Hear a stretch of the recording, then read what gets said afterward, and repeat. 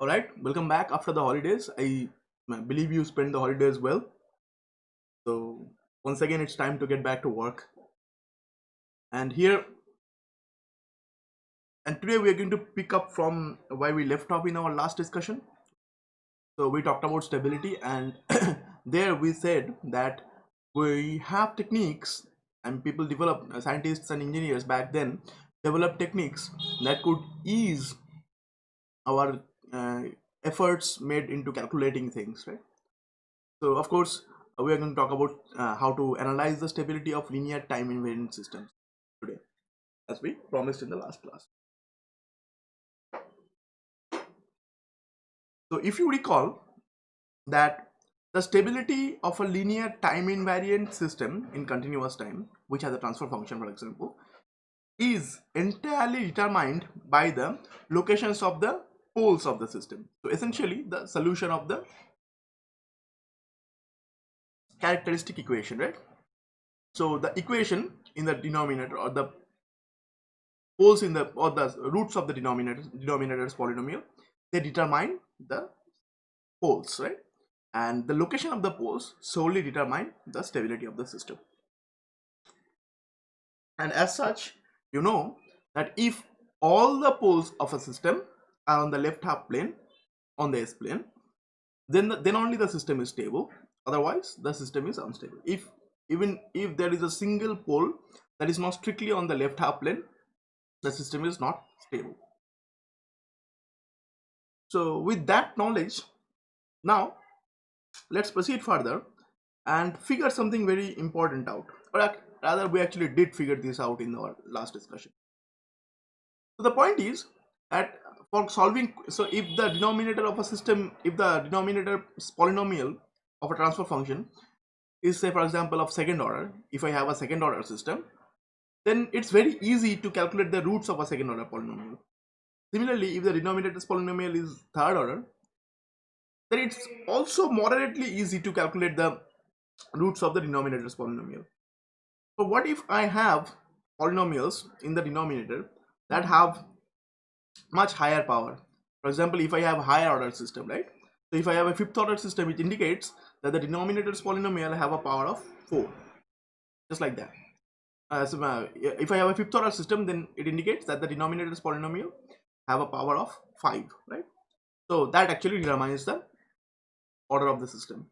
Now if I have higher order systems, then we don't have a straightforward way of calculating the poles, and if I don't know the exact locations of the poles, I might not be able to calculate the, or figure out the stability of the system, right? In order for a system to be stable, all the poles need to be on the left half plane, on the S plane, right? So if I take the S plane and plot all the locations of the poles, all the poles should lie on the left half plane and none of them should lie on the right half plane, right?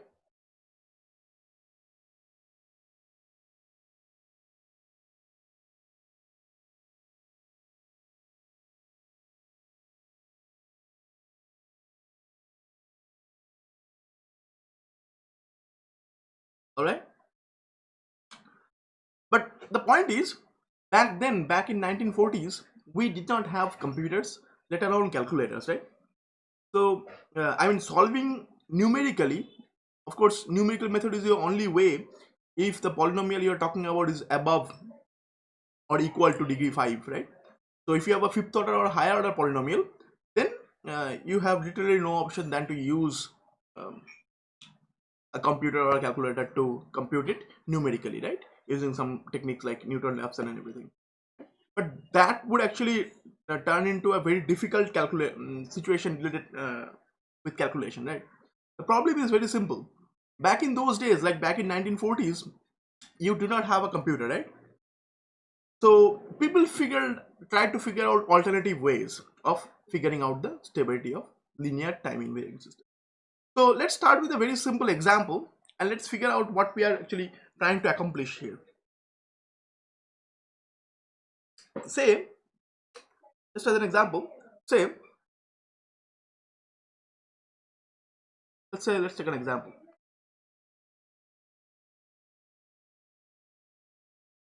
See, again, the motivation back then was people had to reduce the efforts made into calculating things, right? So as long as you can get away without calculating complicated things, it was better, right? That was the idea. Nowadays, even if I give you a 10th order system, you can just put it into Python or MATLAB or Scilab or Octave, anywhere, and it will give you the locations of the poles. And by looking at the locations of the poles, you will actually get the um, uh, idea about the stability of the system. But the point is, back then you did not have that luxury, right?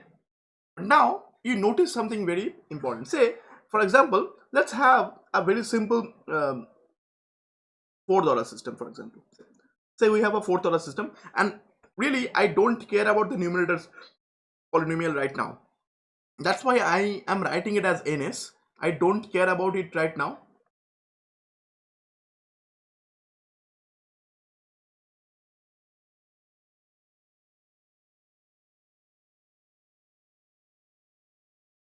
See, I'm saying I don't care about it right now, but I might care about it later on.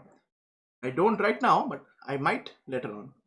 So now let's say the denominator's polynomial is, now of course I have curated a few useful examples, okay, and I will pull these curated examples, of course, because I want this to be as concise and as possible.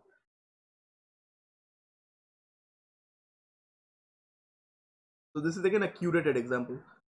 All right, so I have curated a few examples, as I said already. So all right. So that's a very nice example. Say for example, now I have a fourth order system that kind of has a transfer function that looks like this. Again, the entirety of this will be applicable to single input, single output, linear time invariant systems. Of course, single input, single output is not really necessary, but linearity and time invariance is necessary. Unless you have a continuous time linear time invariant system, you don't really you cannot really use this. So instead, let's write continuous time linear time invariant system. So we are talking about that, right? All right, so this is the transfer function. Now of course we want to assess the stability of this system, right? We want to figure out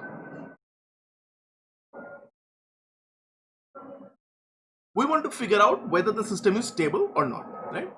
So in essence, what we are trying to figure out is the Bibo stability of the system, also known as, here in this context, is known as absolute stability of the system. So we want to answer our question in absolute terms.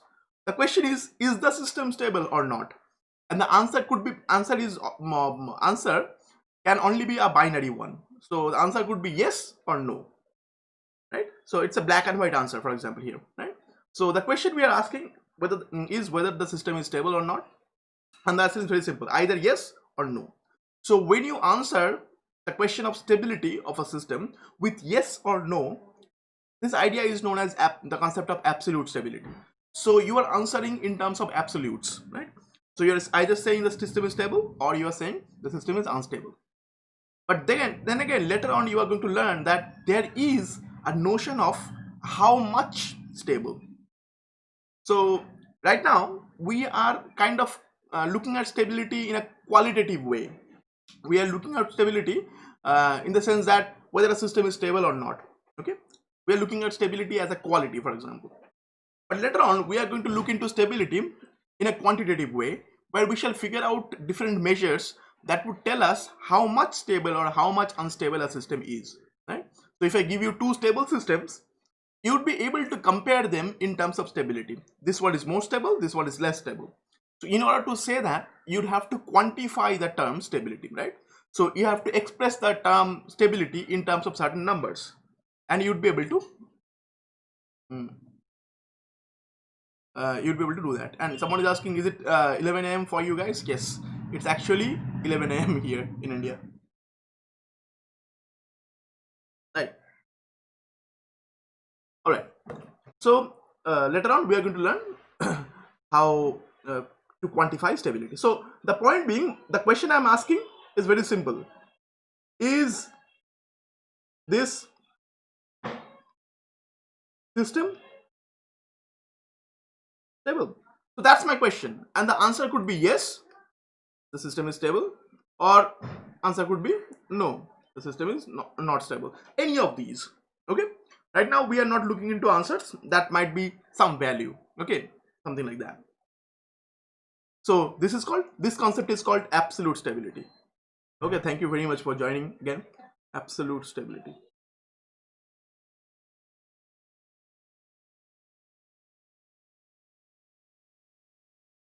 Alright. So absolute stability. So let's figure this out. Now look very carefully. The denominator's polynomial is a fourth order polynomial, right? Now right off the top of my head, I do not really know how to figure out the exact locations of the poles, right? So in order to get the pole locations, so question is, so how would I proceed with this? So this is what I would do. I would take this polynomial. So s to the power 4 plus 2s cubed plus 10 s square plus 8s plus 3. I would take this polynomial and equate it to 0. And again, denominator's polynomial serves very useful purpose, and this is also known as the characteristic polynomial. The denominator's polynomial in a transfer function is known as the characteristic polynomial. Okay, and we are going to explain more about that later on in today's class only. Right. So this polynomial is often known as a characteristic polynomial.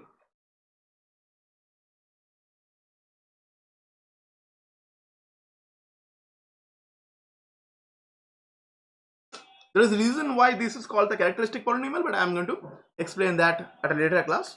But just keep in mind that many of the characteristic features of a system are determined by the denominator's polynomial, namely the pole locations, right? And if you equate a polynomial to 0, then it becomes an equation, and essentially this becomes the characteristic equation, right? That's quite understandable, I think. So this becomes the characteristic equation. So this whole equation is the characteristic equation.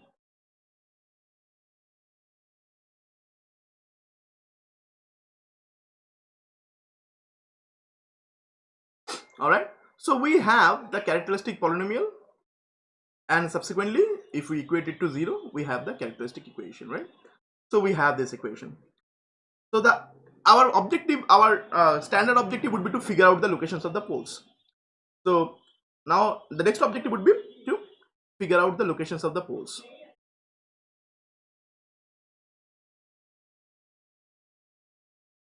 Figure out the locations of the poles. But what are the locations of the poles? The solutions or the roots of this characteristic polynomial, right? The solutions to the characteristic equation, right? It would have 4 roots, and all the 4 roots will represent the poles, right? Poles of the system. Figure out the solution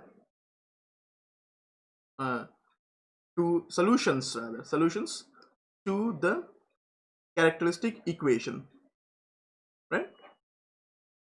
Those are going to give me the locations of the poles, and then from that we can figure out whether the system is stable or not. Okay, rather decide whether the system is stable or not, maybe, right? So now this would be the obvious way of going about it, right? Take the characteristic polynomial, find the roots of the characteristic polynomial, so basically the denominator's polynomial, and figure out the solutions, right? Figure out the solutions. Okay, and if I can figure out the solutions, and then of course I know about the stability of the system. If all the poles have negative real parts, right? If all the poles, or if all the solutions here have negative real parts, then the system is stable, otherwise the system is unstable, right? So that's something we can do, right? But out of these, the most difficult step is obviously this one. This is the most difficult step. Try to understand. This step is the most difficult one, because we are trying to solve for all the roots of a polynomial. That is the most difficult task, literally. But the point being, in order to figure out the stability of a system, do we really need to follow this step, right? That's the point. That's the question here. Do we really need to figure out the exact values of all the poles? The answer is obviously no. We do not need to look at the exact values of all the poles. We only need to know whether all of them have negative real parts. That's the information we need.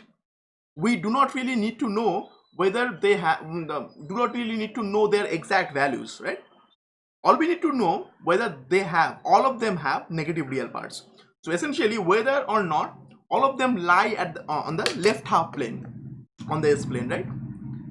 That is something we need to know, but we do not need to solve for the polynomial to calculate the exact locations of the poles. That is something we don't need. That's a luxury we can afford. If we can afford, then it's fine, right? Nowadays we can afford this luxury. Basically, we can put this polynomial or put this transfer function in any computer algebra system, and that will actually give you the solutions of the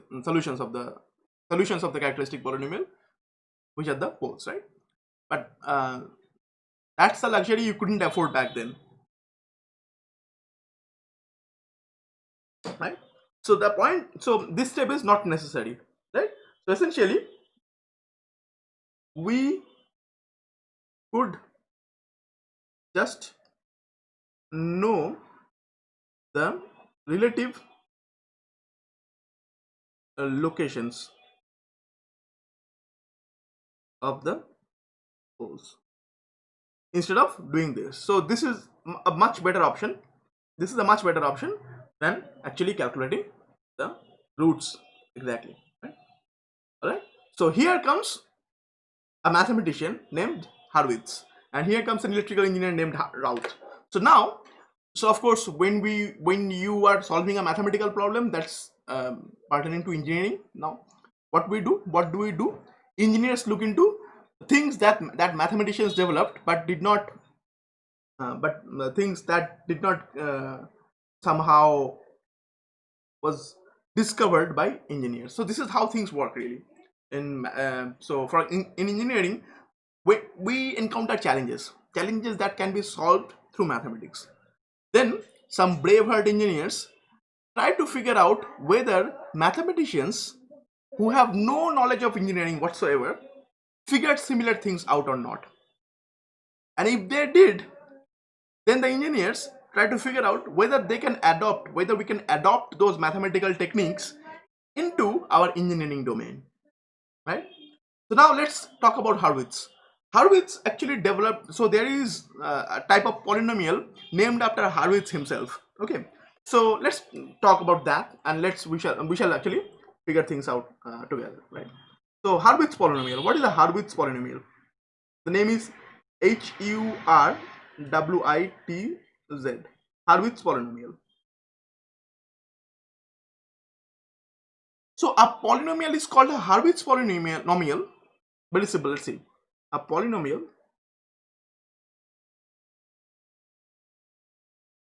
with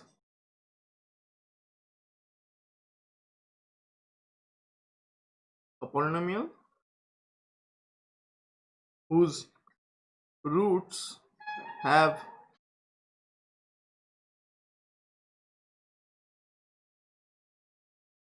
all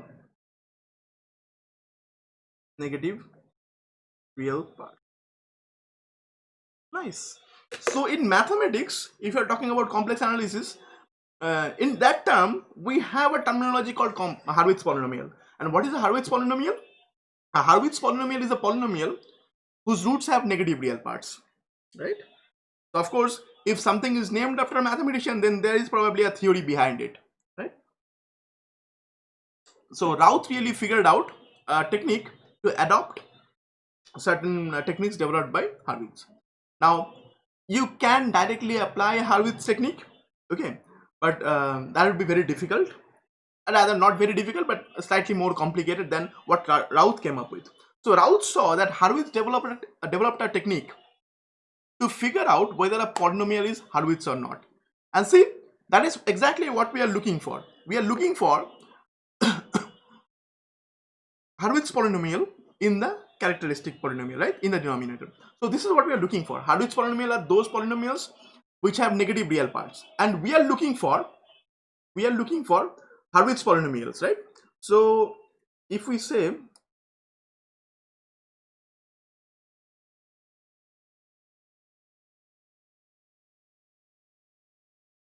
so essentially this is what we are looking for. If the characteristic polynomial is a Hurwitz polynomial, then it indicates that the system is stable. That's obvious, because a continuous time linear time invariant system is stable if all the roots of its denominator's polynomial, essentially all the poles, have negative real parts.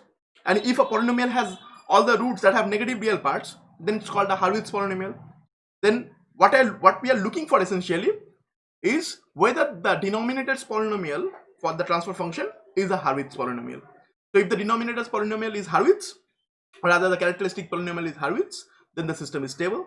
If the characteristic polynomial is not a Hurwitz polynomial, then it's an unstable system. It's an unstable system, right? Try to figure out the idea. So mathematicians figured this out, and then came Routh, and he adopted the technique into electrical engineering. Right? For engineers, everything must be simplified before engineers can actually digest the mathematical ideas, right? So this is how things came to be. Now there is an unfortunate point right at this moment. Okay, unfortunately I cannot teach you the theory behind all of this, because the theory behind all of this requires quite a bit of knowledge of higher algebra, right? Algebra that is taught to, say for example, graduate level students in mathematics and undergraduate graduate level students in mathematics, right? So it's a very difficult thing to teach you. Unfortunately, because of that, I will straight away jump into how this Routh-Hurwitz criteria is developed, and how actually rather how it is used rather instead, right? So instead of using the Hurwitz criteria, we are going to use the Routh-Hurwitz criteria. So there is a Hurwitz criteria which figures out whether a polynomial is Hurwitz or not, and of course Routh modified that, or rather updated that, and we nowadays have something called the Routh-Hurwitz criteria. Okay. So Routh-Hurwitz criteria essentially figures out whether a polynomial is a Hurwitz polynomial or not, and that is exactly what we need to figure out, right? So if the denominator's polynomial of a transfer function is Hurwitz, then the system is stable, otherwise not, right? So we are saying Routh-Hurwitz criteria.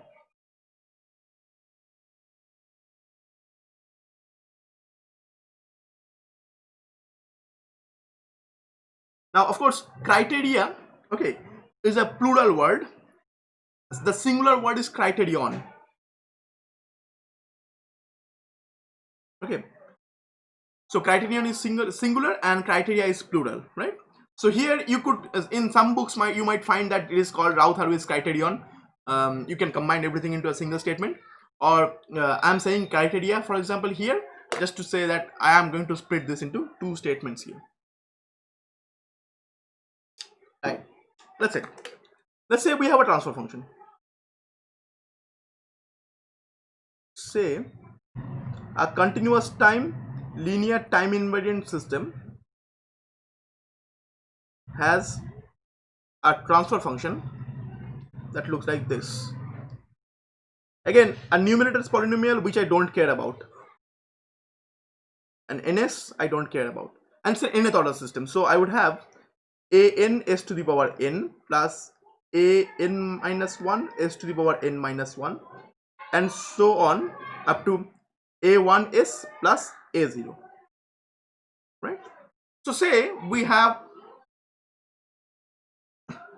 a continuous time linear time invariant system that has a transfer function like this. Then this system would be stable with two conditions here, right? One of the conditions would be a necessary condition, the other condition would be a sufficient condition, and I'm going to sufficiently explain to you why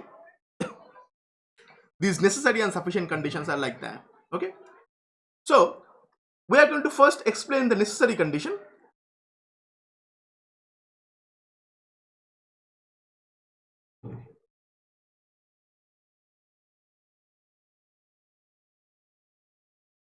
Right, necessary condition for the denominator's polynomial to be Hurwitz, for the characteristic polynomial to be Hurwitz. This can also be understood as necessary condition for the system to be stable.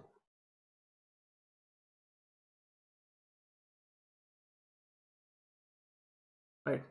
So of course, if the denominator is polynomial is Hurwitz, then the system is stable. So necessary condition. Okay. So what is the necessary condition? The necessary condition is very simple. All the coefficients of the characteristic polynomial. So this is the characteristic polynomial, right? The denominator is polynomial. Polynomial should be non-zero and have the same sign. Unfortunately, I can only demonstrate this to you. I cannot prove this to you. Unfortunately, that's the problem here, right? Because proving this actually requires quite a bit of mathematical knowledge, which you unfortunately don't have, right? Right. So now look at these. Okay. So what I mean is that all these a0, a1, an minus 1 and up to an should not be equal to 0, and if one of them is positive, all of them should be positive. Okay. And if one of them is negative, all of them must be negative, right? So this could either be all greater than 0 or all less than 0. So this could either be greater than 0, all greater than 0, all of them could be greater than 0, or all of them could be less than 0, and none of them could be equal to 0. So if that's true, then it satisfies the necessary condition for stability. I'm going to explain what that essentially means. That's a necessary condition. Okay. So again, I explained to you necessary condition and sufficient conditions previously, but now let us figure this out with slight. I could take a detour here and I could explain this better, but now let's talk about this in this term. So this is a condition, right? So if this condition is satisfied, then we are saying that, okay, let's take a detour here, right? Let's explain the terms necessary and sufficient conditions. Okay, the next condition would be a sufficient condition. Let's take a detour here and let's figure this out. Let's talk about two mathematical statements. Let's talk about mathematical statement P. Let's talk about mathematical statement P implying mathematical statement Q. P and Q are two mathematical statements. Let's say P is a mathematical statement. It says it rains today. It says it rains today. Okay, and Q says I will not go to college. Now, mathematically speaking, how do you read this statement? You would read this statement as, if it rains today, I won't go to college. So P implies Q would be read as, if it rains today, I will not go to college, right? So I think that's understandable, right? There is no confusion here, right? So let's take a small detour here. Okay.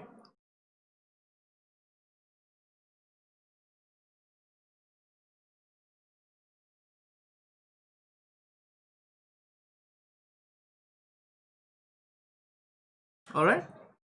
Yes, it's a kind of a cause and effect thing, right? But I planned the statements in that way so that it looks like a cause and effect. But I'm going to come back to necessary and sufficient conditions shortly. Right. Now, okay. Now say this is my college, right?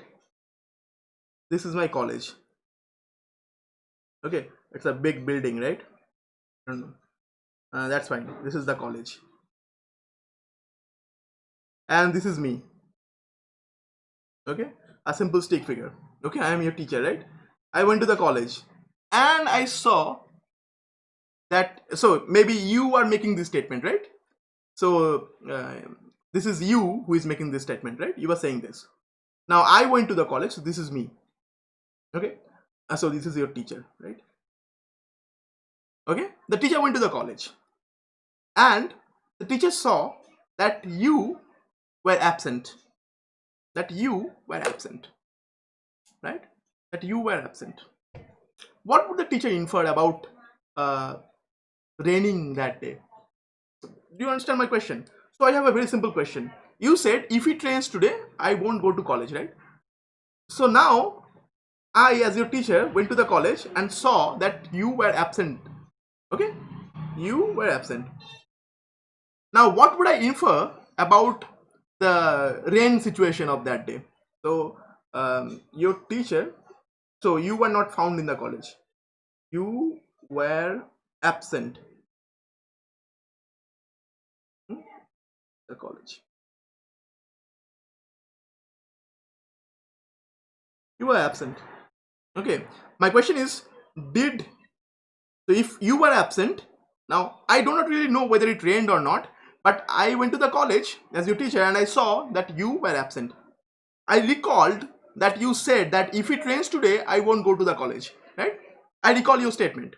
Now I went to the college and I saw that you were absent. My question is, did it rain today?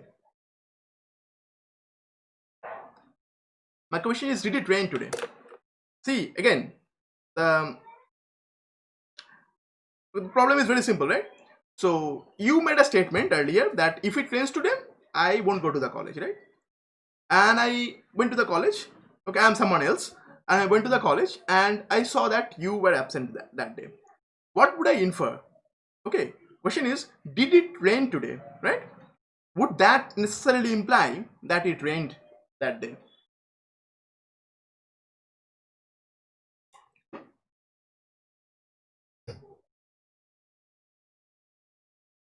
Did it really though? Think about it logically. You said, if it rains today, you won't go to the college. And if I go to the college and I see that you were absent, would it absolutely mean that it rained today and that is why you were absent in the college, right? There could be hundreds of other reasons because of which you were not able to go to the college, right? You just made a statement saying if it rains today, you won't go to the college, right? I went to the college and saw that you were absent. Would it really mean, yes, would it really mean that it rained and that's the only reason for which you couldn't appear in the college? No, there could be hundreds of other reasons because of which you couldn't go, right? Someone is saying, yes, absolutely. Absolutely. So there could be hundreds of other reasons because of which you couldn't go to the college, right? Try to understand. It's a very simple logic, right? It's a very simple logic. You said if it rains today, you didn't go to the college. You won't go to the college. And I went, I saw that you were absent. But that does not imply that it rained. It does not imply that it rained. It could have been, rain could have been the reason, but there could be hundreds of other reasons, right? So I'm saying here, the answer is, so the question is, did it rain today? The answer in logical statement is not necessarily.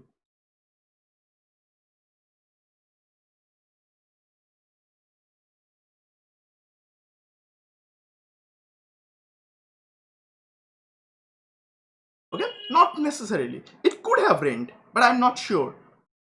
Okay, but did it rain today? Not necessarily. I'm not entirely sure, but it could have rained. It might have not. I don't know. Right now, next question. I went to the college as your teacher, and you were present in the college. Now, assuming that you are true to your word, that if it rains today, you won't go to the college, something like that. That now I went to the college and I saw that you are present in the college, right? Question is, did it rain today? Question is, did it rain today? So we were present, you were present in the college. Did it rain today then?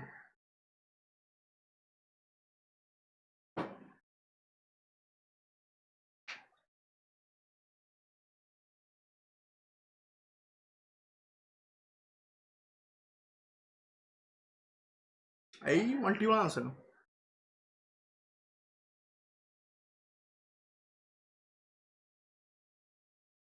So you were present in the college, which means it definitely did not rain. It definitely did not rain, right? So Am's answer is definitely not. If you are still confused, ask me. But the answer is definitely not. Definitely not. Right? Definitely did not rain today. Because if it did, you won't be able to go to the college, right? Since it did not, you since you were present, then it definitely did not rain, right? And definitely there wasn't other reasons to stop you from going to the college, right? But it definitely did not rain, because if it did rain, you won't be going to the college, right? So if I went to the college and I saw you present in the college, then it definitely did not rain today, right? Try to understand these ideas, right? Right. So now these two are mathematical statements, right? These two are mathematical statements, as I said. Not just here in this context, these are not mathematical statements, these are just some sort of verbal statements made by some student or something. Okay, these are two statements. Let's say these are mathematical statements. Now try to understand these in terms of what should I say? In terms of whether something is necessary or sufficient, right? Try to figure this out. Okay, what is the statement Q? Statement Q says, I will not go to college. Okay, I will not go to college. Right. So now, in order for Q to happen, right? In order for Q to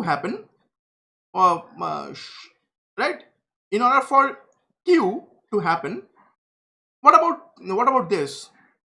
Is it really necessary to for P to happen? In order for you to not go to the college, is it really necessary for it to rain today? Again, my question is, in order for statement Q to happen, is it really necessary for statement P to happen? In order for you not to go to the college, is it really necessary for it to rain today? In order for you not to go to the college, so I try to understand. You might not have gone to the college due to other reasons, some other reasons. So I'm calling that P1. Because of reason P1, you did not go to the college. Okay, statement Q is I will not go to the college. Because of statement P2, you did not go to the college. Because of statement P3, you did not go to the college. Okay, you did not go to the college. Maybe reason P1 is you had a very large traffic jam, for example. Okay, maybe statement P2 is you went for a party, for example, right? Something like that.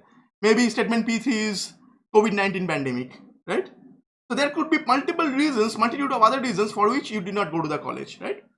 So statement P is not necessary. Try to understand. Statement P is not necessary for statement Q to happen, right? Statement P, which is it should rain today. So this is let me just write down here. This is rain, right? This statement is, for example, traffic jam, of course. Okay. This statement is, for example, party, right? Let's do a party instead of going to the college. Okay. Say this is due to COVID, right? There are so many things. There could be multitude of reasons for which Q happens. So this rain thing is not really necessary. Try to understand. This rain thing is not really necessary, right? It doesn't necessarily have to rain in order for you to not to go to the college, right? There could be multitude of other reasons, but if it rains, you would definitely not go to the college. So which means this rain thing is actually a sufficient condition. So in order for you to not go to the college, it is sufficient that it rains. In order for you to not go to the college, it is sufficient that it rains, but it is not necessary, right? It could have been the jam, it could have been COVID-19 or many other reasons, but it is sufficient. So it is not necessary for it to rain, right? But it is sufficient. If it rains, then you definitely not go to the college. So we say, mathematically speaking, that P is a sufficient condition for Q to take place. P is a sufficient condition for Q to take place. So technically, so if I write this out, we say Q is a sufficient condition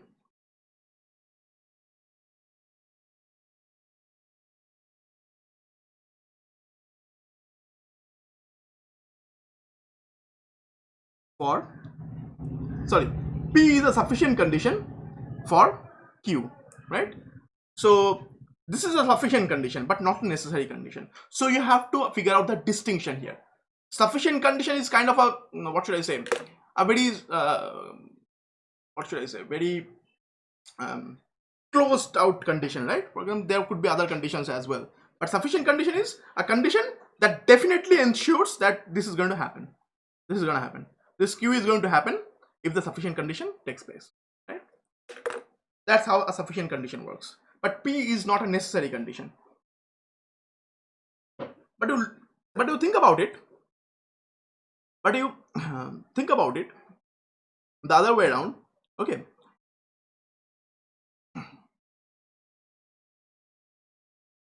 If you think about it the other way around, can you figure out a statement, or can you figure out a situation where you would say that it rained today, right? So that let's see, right? So I went to the college. Okay. So now again, try to understand. If P happens, then Q definitely happens.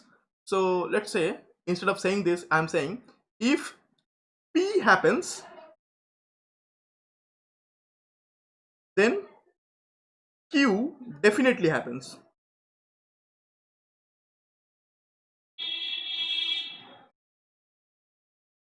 That is why P is a sufficient condition to Q, right?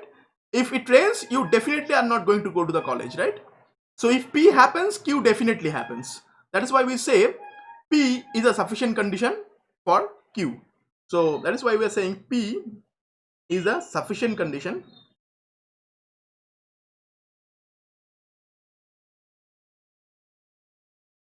for Q, right? Now let's go back to the questions. I went to the college as your teacher and I saw you to be present in the college.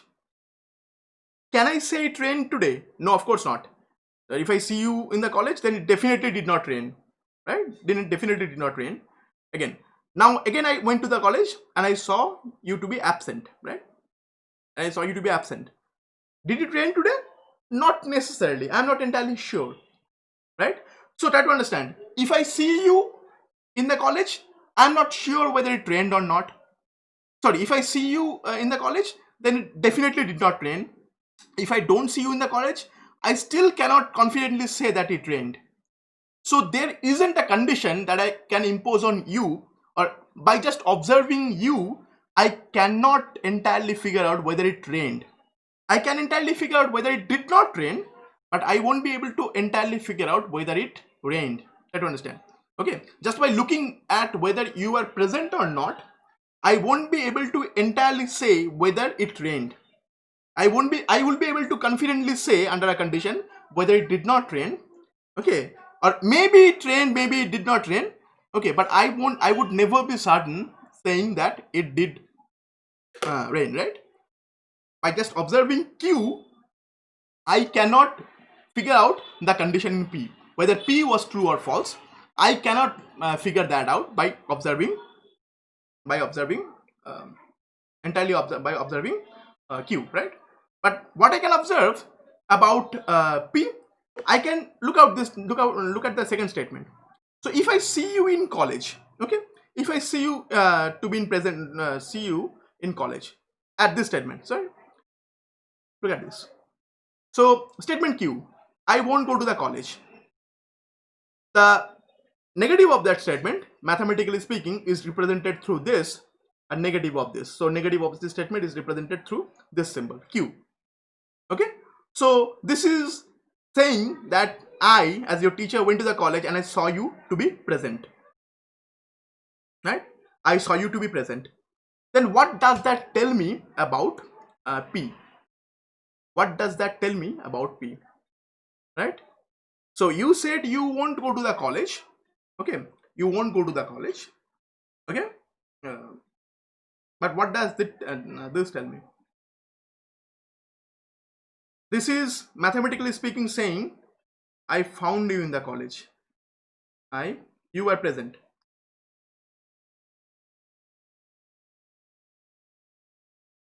Right? Q was a statement saying you would be absent. Then negative of Q would be you were present, right? Then what about P? What would it imply about P? It would imply that P definitely did not take place. So for example, if I go to the college and I see that you were present in the college, then it definitely did not rain. Okay, so statement P says it rains today. Then statement negative P would say it definitely did not rain. So did not rain. Now see, the original statement was P implies Q. Okay, now we can have an equivalent statement saying that not Q implies not P. Not the other way down. Not P does not imply not Q. Try to understand. With this, I cannot say that not P implies not Q. This is wrong. Okay, not P does not imply not Q. Okay, not P does not imply not Q. So if it does not rain, I'm not right. If it does not rain, who can guarantee that you are going to go to the college, right? If it rains, you are definitely not going to go to the college. But if it does not rain, not P does not rain. If it does not rain, then who can guarantee that you are going to go to the college, right? So not Q would be you would go to the college, right? Who can guarantee? So this is not a correct statement, but this would be a correct statement, an equivalent statement, right? That if I find you to be present in the college, then it definitely did not rain. Now again, as usual, this is a sufficient condition to this, right? This is a sufficient condition for this, right? Of course, anything that appears here must be the sufficient condition, for example, just like the previous logic goes. Okay, so it is sufficient that you are present to infer that it did not rain today. It is sufficient that you are present to infer that it did not rain today, right? Understandable, I think. Very easy. And now let's talk about the statement that we just discarded. Okay, we know that this is not entirely ensured. This is not ensured.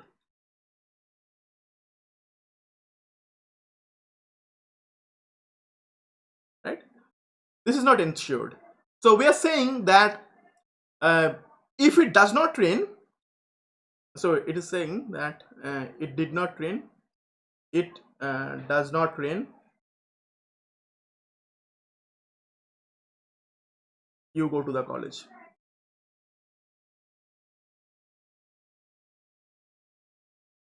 So if it does not rain, you go to the college. So it is not really ensured, right? It is not really ensured. If it does not rain, there could be hundreds of other reasons for which you won't go to the college, right? Something like that. All right? Got it? But try to understand. If I see you in the college, then try to figure this out this way. Okay? If I see you in the college, then try to understand that it definitely did not rain, right? And also, you can be quite certain that all other conditions that could have stopped you from going to the college did not also happen, right?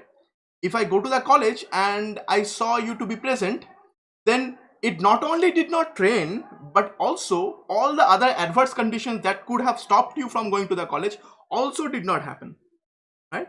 But it was necessary, okay, it was necessary that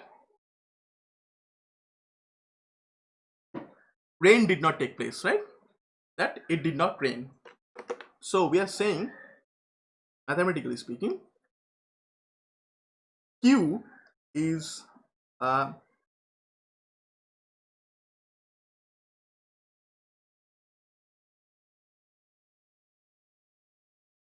necessary condition for P. Again, let me explain this here. I'm saying statement Q happened. Statement Q happened. Okay, I'm saying it's the necessary condition.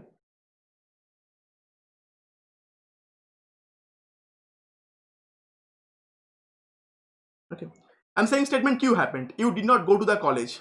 Okay, so it's kind of necessary in order to infer that it rained today, right?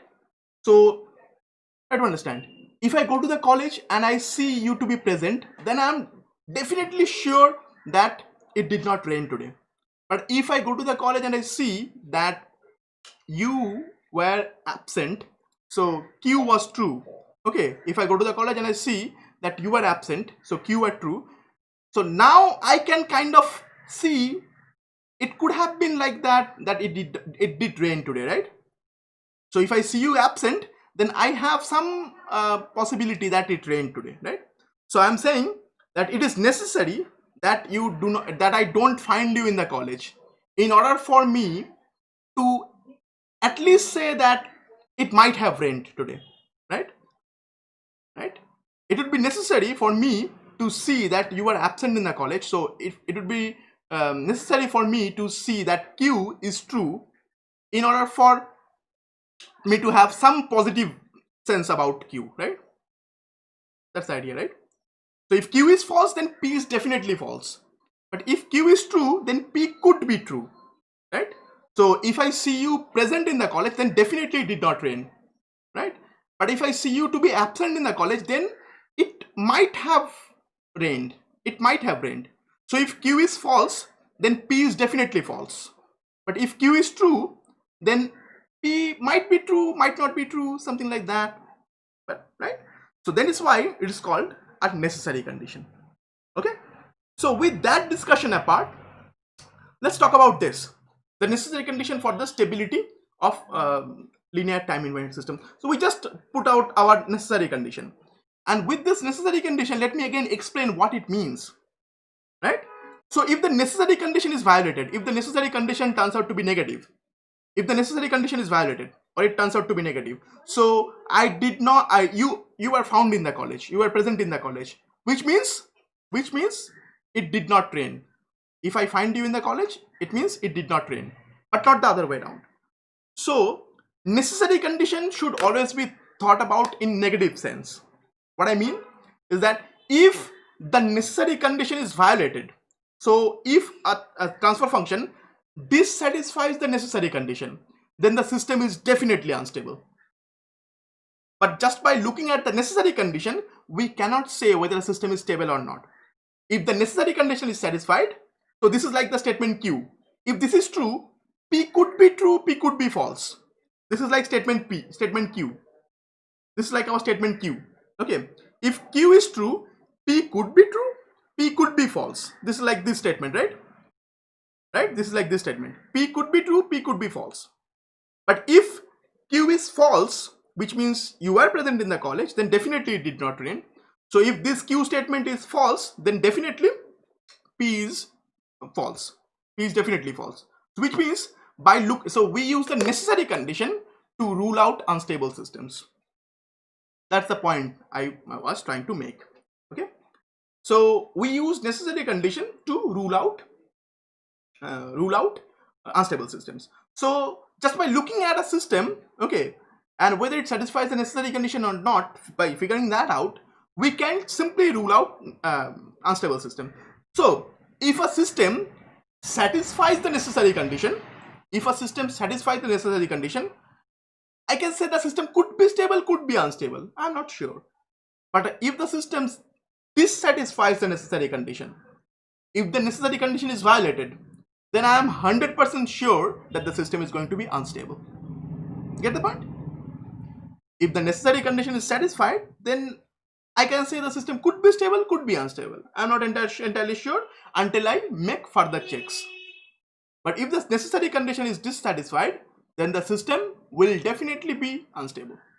That is how we use the necessary condition. Let's use that. Let's take the previous polynomial. So let's talk about this. Let's talk about examples, right? Let's take an example like this. Okay, example. So again, we are only interested about the characteristic polynomial, right? So does it satisfy the necessary condition or not? Does it satisfy the necessary condition or not? So what are the coefficients? The coefficient here is 1, 2, 10, 8, 3, and none of the coefficients are missing.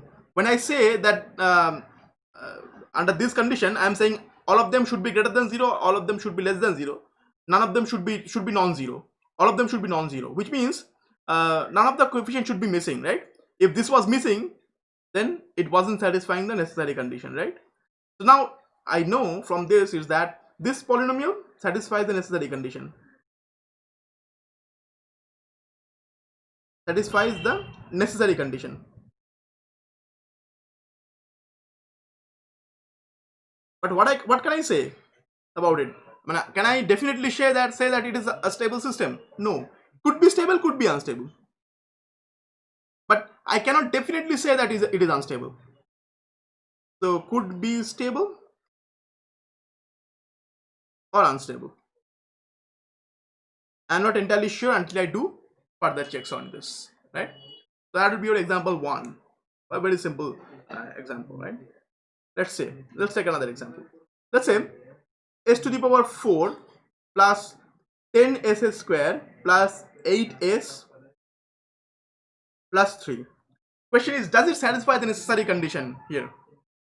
Actually, no, it does not satisfy the necessary condition.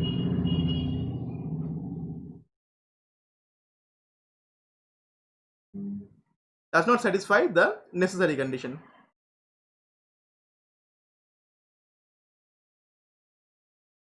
So why does it not satisfy the necessary condition? Very simple, the coefficient of s cube is missing here, right? We have a fourth order polynomial and the coefficient of s cube is missing, which means the coefficient of s cube is 0 here. None of the coefficients can be 0 as per the necessary condition goes. So it does not satisfy the necessary condition, which now implies that it's an unstable system. So if this polynomial is in the denominator of a transfer function, that system is unstable, definitely. So necessary conditions is necessary for ruling out unstable systems right off the bat. Again, if you cannot figure these things out, please ask me. Okay, let's write down a higher order system, say s to the power 5. So these are again all the characteristic polynomials here, right? Say 3s to the power 4 minus 7s cube plus 8s square plus 17s 10, right? Now all the coefficients are present, but all of them do not have the same sign here, right? So this, in this polynomial, say for example this system, okay, the all the coefficients are present, none of the coefficients are 0, but all of them do not have the same sign, which means now as you can see, some of the coefficients are positive and one of the coefficients is negative. So if all of them do not have the same sign, again it does not satisfy the necessary condition, and hence the system is definitely unstable.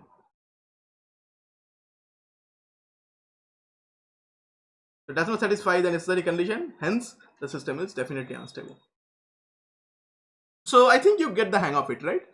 So as long as one of the coefficients is absent or one of them have the negative sign, different sign, I would say the system is unstable. Let's bring this.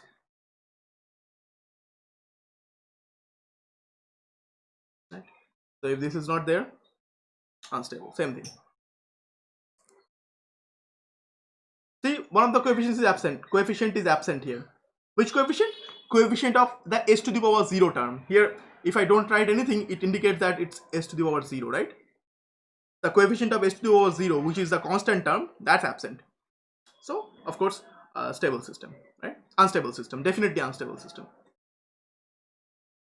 Yeah, definitely. That's a nice question. Someone is asking, what if all the signs are negative? Okay, that's a fantastic question. That's a fantastic question. I'm going to explain that. Since you asked, I'm going to explain that properly. Right. All right. So now, oh sorry, that's an unstable system. Yeah, that's fine. Okay, it's kind of unstable. It's kind of unstable because of two reasons here. Okay, we have a negative sign. All of them do not have the same sign. Also, one coefficient is missing. Right. Well, let's say instead of having plus signs everywhere, let's say we have minus signs everywhere. All the coefficients are there, but we have minus signs, right? Now think about it. That's the characteristic polynomial. What is the characteristic equation? Characteristic equation is would be simply this equal to 0. Now if I have that, I can then have the luxury of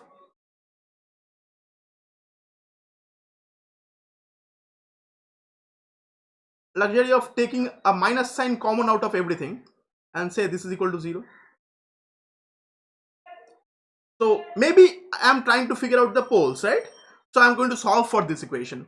So if this is the characteristic polynomial which has all negative signs and I want to equate it to 0 to figure out the poles, I can bring the minus sign outside, and as such I can write down this.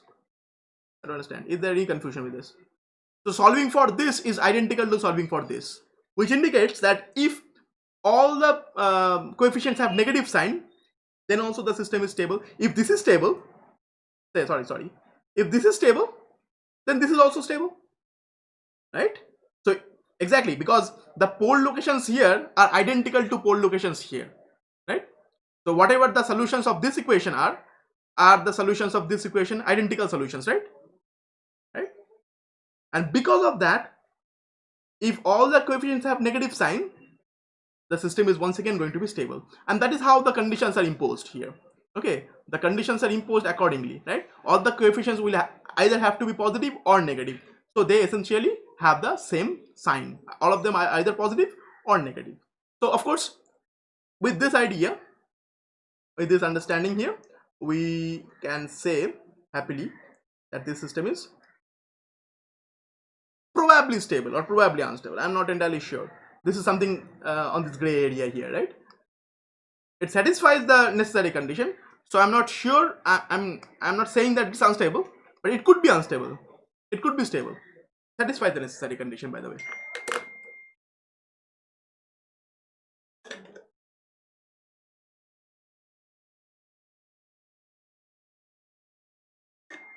Enough with the necessary conditions, right? So necessary condition is for ruling out unstable systems, right? So if the system dissatisfies the necessary condition, then the system is definitely unstable. And if the system does not satisfy, if the system does not satisfy the necessary condition, then the system is definitely unstable. And if the system satisfies the necessary condition, we have to check further in order to exactly figure out what's happening, right? So let's continue. Now let's talk about sufficient condition, right? So we talked about necessary conditions. Let's talk about sufficient condition for the polynomial to be Hurwitz, rather the system to be stable. Same thing.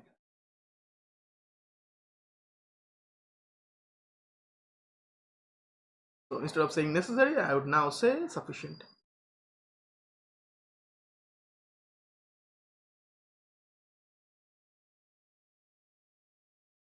That's the sufficient condition now. So sufficient condition for characteristic polynomial to be Hurwitz. So it says all the elements on the first column of the Routh table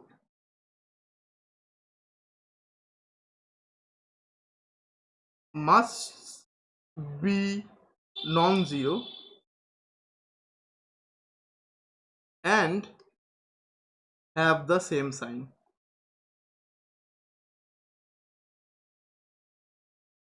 Kind of reminiscent of the necessary condition, right? So in the necessary condition we said that all the coefficients must be non-zero and have the same sign. Here we are saying all the elements on the first column of the Routh table must be non-zero and have the same sign. Same thing. But question is, what is the Routh table? What is the Routh table? Let's construct the Routh table. Okay. So now instead of giving you a generalized idea of how to construct the Routh table, I am going to explain how to construct the Routh table for different polynomials, right? So we have been doing this polynomial, right? So we started with this, right? So let's take an example.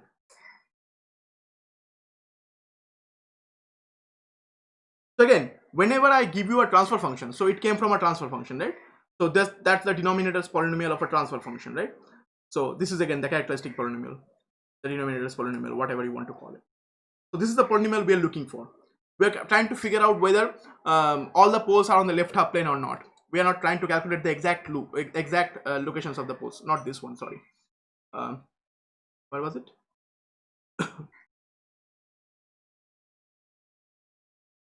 Yeah, this one. All right. So again, we are not trying to figure out the exact locations of the poles, but we are trying to figure out whether all the poles are on the left half plane or not. Right? So again, does it satisfy the necessary condition? Yes, it does satisfy the necessary condition. So first thing you should check whether it satisfies the necessary condition. It satisfies the necessary condition. So it is not definitely unstable.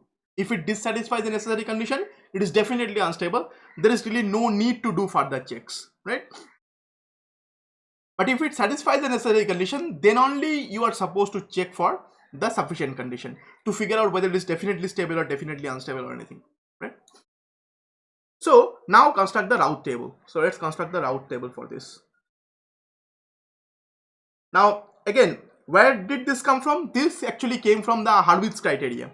So this is what Hurwitz actually originally developed, and in Hurwitz criteria you actually have complicated matrices, and within those matrices you are going to find out the minors of different matrices, cofactors and minors, and then you are going to figure out whether the matrices were positive definite or negative definite.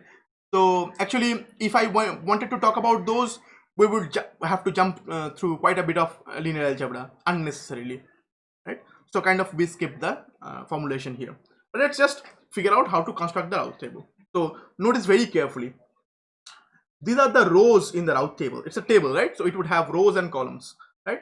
So we would have a row pertaining to s to the power 4, another row pertaining to s cube, another row pertaining to s square, and then a row pertaining to s to the power 1, another row pertaining to s to the power 0, right?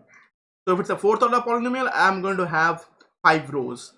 If it's a 10th order polynomial, I'm going to have 11 rows, like that. So these are all corresponding to different rows, right? Right. So now take this polynomial. Again, you have to kind of memorize how to construct this Routh table, because this is not very difficult to understand. Again, what is the coefficient of s to the power 4? That's 1, right? Let's write 1. Now here comes the interesting part here. Now, what is the coefficient of the next to next power? So essentially, what is the coefficient of s to the power 2? That's 10. So I'm going to write that here. What is the coefficient of next to next power here? That's 3. So again, I cannot really tell you how or why this happens, but this happens through different factorization theorems and everything that are there in algebra. Okay, and for here we are going to write this 2 and we're going to write this 8. I think you can see what happened here. Okay,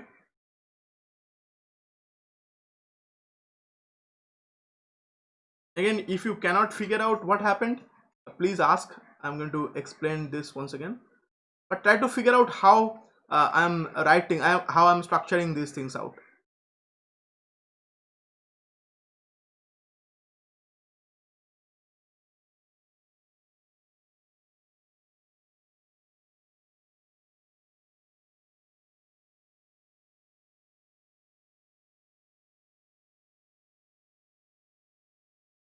All right, that is how we are going to start, right?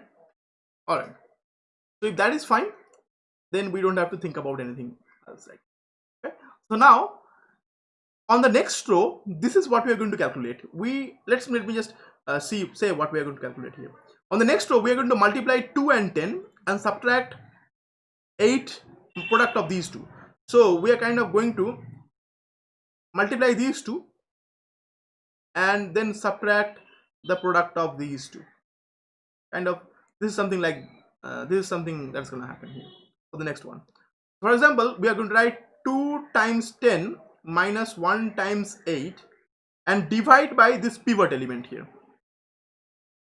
Okay, someone is saying how to build the s to the power 4 here.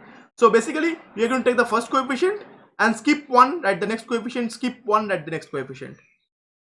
For the second row, okay, take the next coefficient, second coefficient here, and skip 1, write down.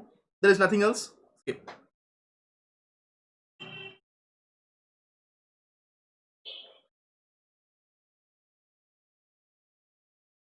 Okay, someone is saying how to construct construct the Hurwitz matrix. Unfortunately, I'm not going to teach you Hurwitz matrix, how to construct the Hurwitz matrix, because that would be really not necessary here.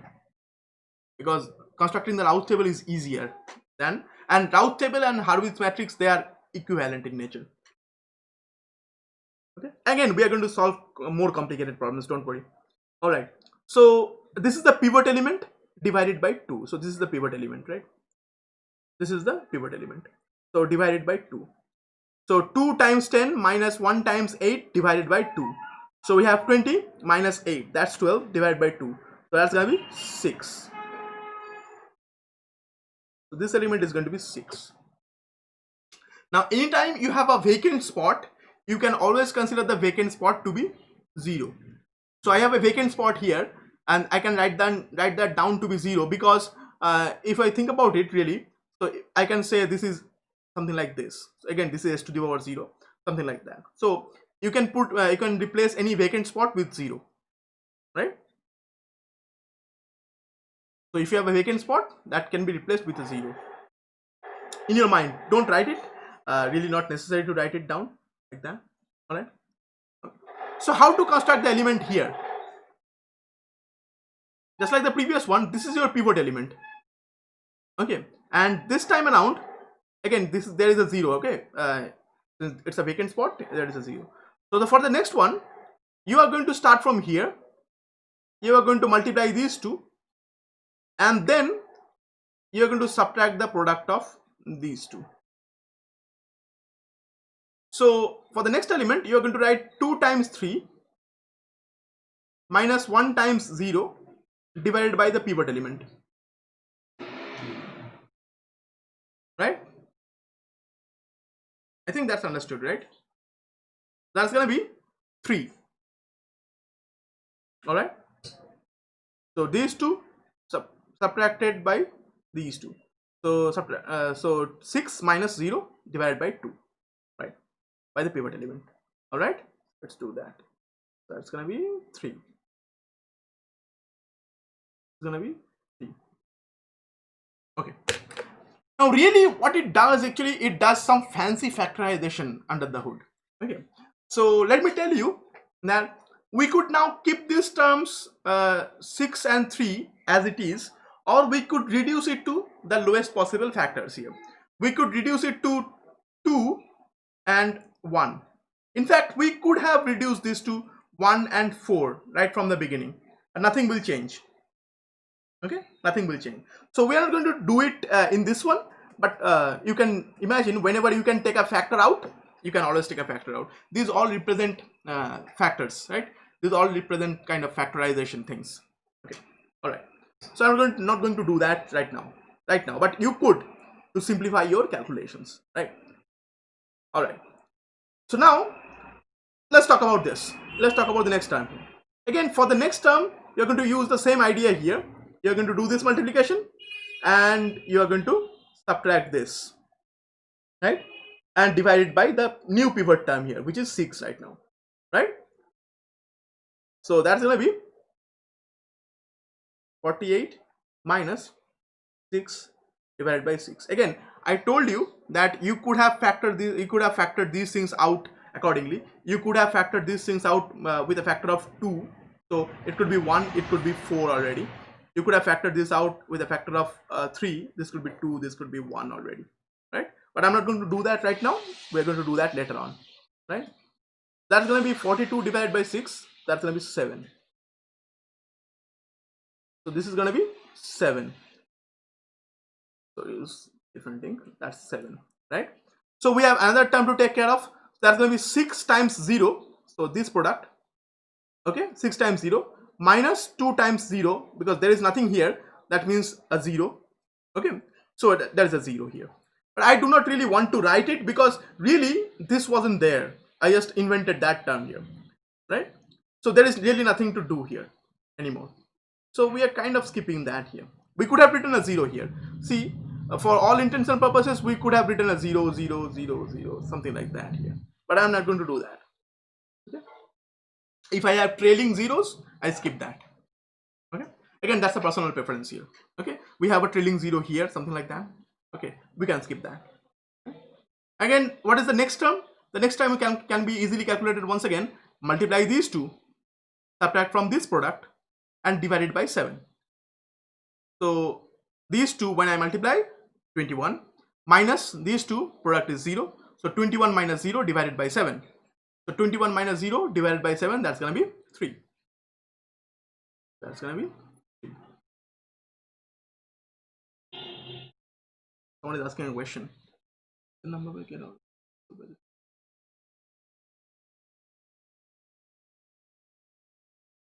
Okay, someone is saying, will it be always integers? No. It is not really necessary to be integers. Okay, later on we are going to see examples. This example is specially crafted that the calculation, so that the calculation is easier. It might as well be a fraction. There is no one that can stop that, right? The moment the division is not nice like that, it would be a fraction, right? It would be a real number. They are all real numbers. But now look at the sufficient condition here. The sufficient condition says all the elements on the first column of the Routh table must be non-zero and have the same sign for the system to be stable. So now try to understand, if the system satisfies the sufficient condition, then the system is definitely stable. If the system satisfies the sufficient condition, then the system is definitely stable, right? So we ensured that it satisfies the necessary condition. Now we are constructing the Routh table afterwards, right? So it satisfies the necessary condition, I know.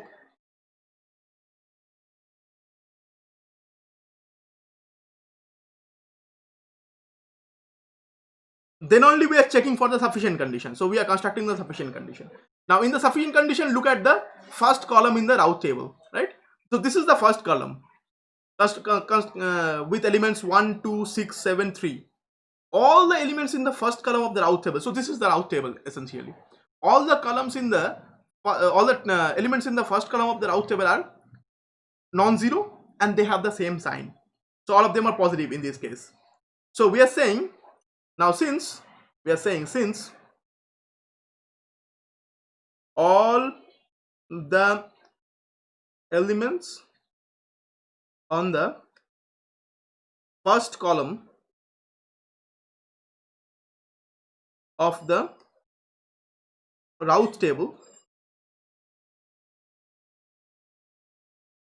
are non-zero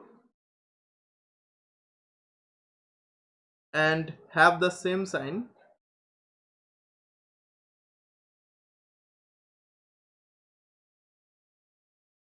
the system is stable, right? So the polynomial is Hurwitz. Essentially all the poles are on the left half plane, right? That is, all the poles are on the left half plane. Try to now understand what we just did. We looked at a polynomial, and by constructing a simple table, okay, we figured out whether the system was stable or not. We did not calculate the poles. Did we calculate the poles of the system? No, we did not calculate the poles of the system. We just figured out whether all the poles are on the left half plane or not. If yes, then the system is stable. Otherwise, the system is not. Very simple, right? So that's going to be our example 1 today, right? Let's take example 2.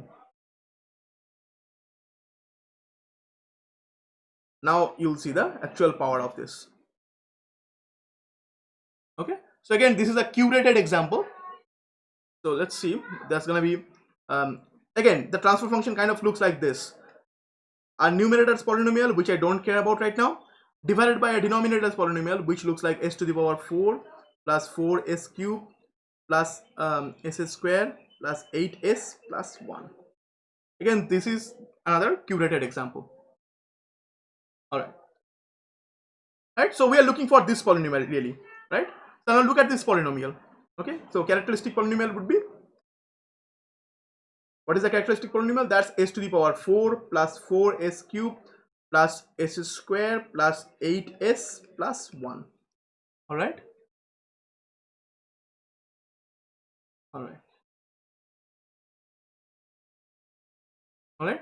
Again, if you have any query, feel free to ask. So is it satisfying the necessary condition? Of course, yes. So all the coefficients are positive here. None of them are 0. So all the coefficients have the same sign and none of them are 0. So satisfies the necessary condition. So I'm not entirely sure whether it's a stable system or unstable system, but I cannot definitely say it's an unstable system right now, right?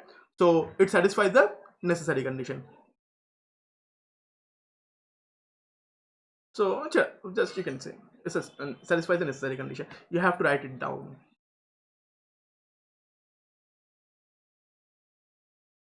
So again, I'm ensuring that it satisfies the necessary condition.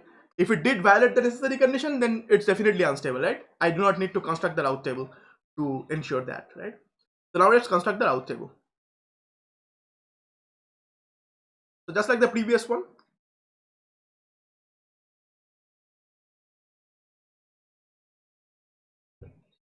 okay, someone already figured this out, right? So that's like the previous one. If you construct the Routh table, so s cube, s square, yes, it will be unstable, but don't be in a hurry, because there are a few more things that you need to learn. Routh table can not only tell us about stability and instability, it can also tell us how many poles are on the right half plane, how many poles are on the left half plane, and even how many poles are on the j omega axis. Okay, it can tell us about all of these things. We're going to see shortly. So again, let's write down these terms. So coefficient here is 1. The coefficient here is 1. Then the next coefficient is 1 once again. Next one is 1 once again. This one here, and this one here, right? So these three coefficients. S to the power 4th coefficient is 1. S square's coefficient is also 1. And the coefficient of the constant term is also 1. And here for the rest, the coefficient is 4 and 8. So these are the coefficients, 4 and 8. And I told you earlier that we can factor out any number from a row, right? This is again came from certain matrix algebra and whatever. So of course we can factor out terms like that. So we are adding 4 and 8, and we can always write down something like this. So we can factor these terms out, and we can say this is 1 and this is 2. We can factor out 4, right? Again, this example has been constructed to make sure that the calculation is easier, but numbers could be fraction, numbers could be much more complicated than this, right? Right. What is the next term then? Next term is 1 times 1. So this multiplication subtracted, and subtract this multiplication and divide by this. Divide by this. So this 1 times 1, that's 1, minus 1 times 2, that's 2. So 1 minus 2 divided by 1, right? So that's going to be 1 minus 2 divided by 1, right? So that's going to be, let's write it down, this, then this, then this, and that's my pivot term here. So that's going to be 1 times 1 minus 1 times 2 divided by 1.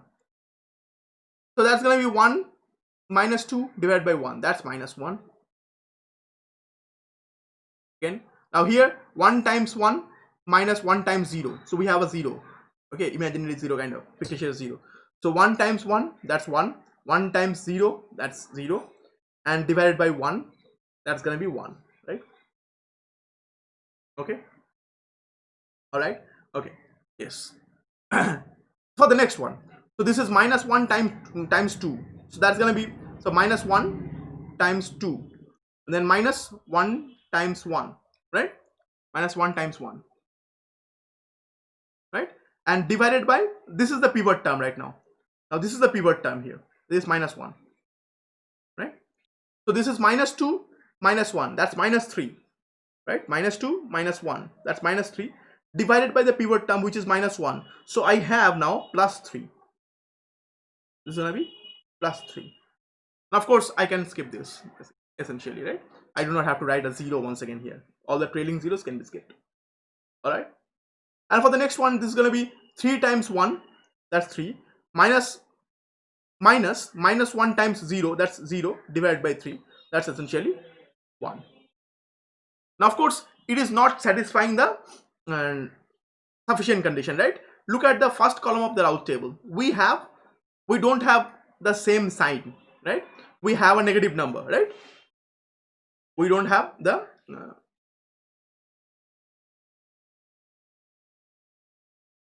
someone saying it's gonna be 1 comma minus 2. Really? What? This is gonna be minus 1 comma 2. How it's gonna be minus 1 comma 2? Because this number is going to be, somebody is saying this is going to be minus 1 comma 2, but no, really, this is going to be 1 times 1. So that green one times this one minus this one times 0, that's going to be divided by this one. So that's going to be 1, right? That's going to be 1. So we are multiplying this. Hold on, let's reduce this. Okay, so this is going to be 1 and this is going to be 2. So we're multiplying this one with this one, so that's 1. This one with 0, that's 0. 1 minus 0 divided by 1, that's going to be 1, right? All right, you might have some calculation mistake, right? All right, so look at the first column of the Routh table. We do not have the same sign throughout, right? So it does not satisfy the sufficient condition. Not only that, we have something else with the sufficient condition. Let's write it down. Okay, number of sign changes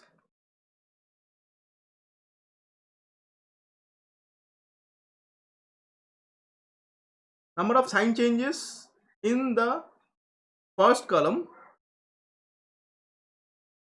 indicate the number of right half plane poles. Let me explain. So here we see that there are poles on the right half plane, definitely, because the system is unstable. It is not satisfying the sufficient condition here. Okay, and now look very carefully. I have changes in sign, right? So the coefficient was positive here. Now here there is a sign change from positive to negative. From positive to negative, right? There is a sign change. Now here also there is another sign change from negative to positive. So how many sign changes? So we are saying that 2 sign changes, right? This indicates this 2. This would indicate how many poles are on the right half plane. So we would say the system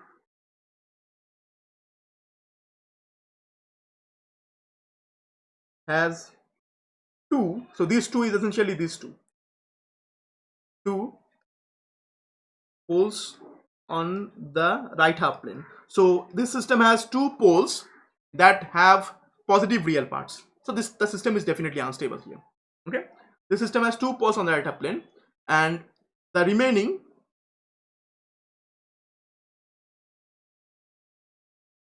how many poles are remaining? Of course, this system has 4 poles, right? It's a 4th order system. The remaining 2 poles, which is essentially 4 minus 2, right? Poles are on the left half plane. Of course, the inference is the system is unstable.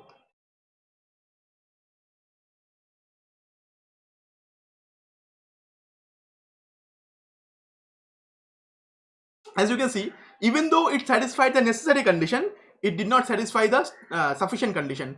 But again, try to understand the beauty of it without actually solving for the polynomial, without actually calculating the exact locations of the poles. We did figure out how many poles are on the left half plane, how many poles are on the right half plane. We figured out, okay, there are 2 sign changes in the Routh table. See, this was positive 1. Then if you look through this, from positive 1 you have a negative 1. So there is 1 sign change. Rather, instead of drawing this here, start from 1 here. 1 to 1, no sign change. But 1 to minus 1, there is 1 sign change here. So from this to this, there is a sign change. But this is a negative number. From negative to positive, there is another sign change. How many sign changes? 2 sign changes in the first column of the Routh table. The first column of the Routh table, number of sign changes, would indicate how many poles are on the right half plane. So I have 2 sign changes in the first column of the Routh table, and subsequently that means there are 2 poles that are on the right half plane. And of course, how many poles are there in total? 4. So the rest 2 would be on the left half plane. There is no other way.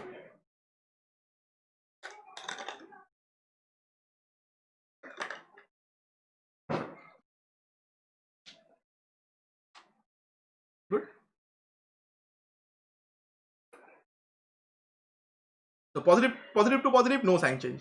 Positive to negative, that's a sign change. Negative to positive, that's another sign change. Positive to positive, no sign change. Alright. So this system, even though it satisfied the necessary condition, it violated the sufficient condition and subsequently unstable. Right? Alright. So let's see something slightly more interesting. Let's see. So please vote on whether we need to show you another example or not. I think we need to show you another example, right? So now there are a few things that could happen here. Okay, so let's see those first. All right, there are a few things that could happen here. So now let's construct another polynomial. Again, we are constructing a 4th order polynomial. So say this is the transfer function.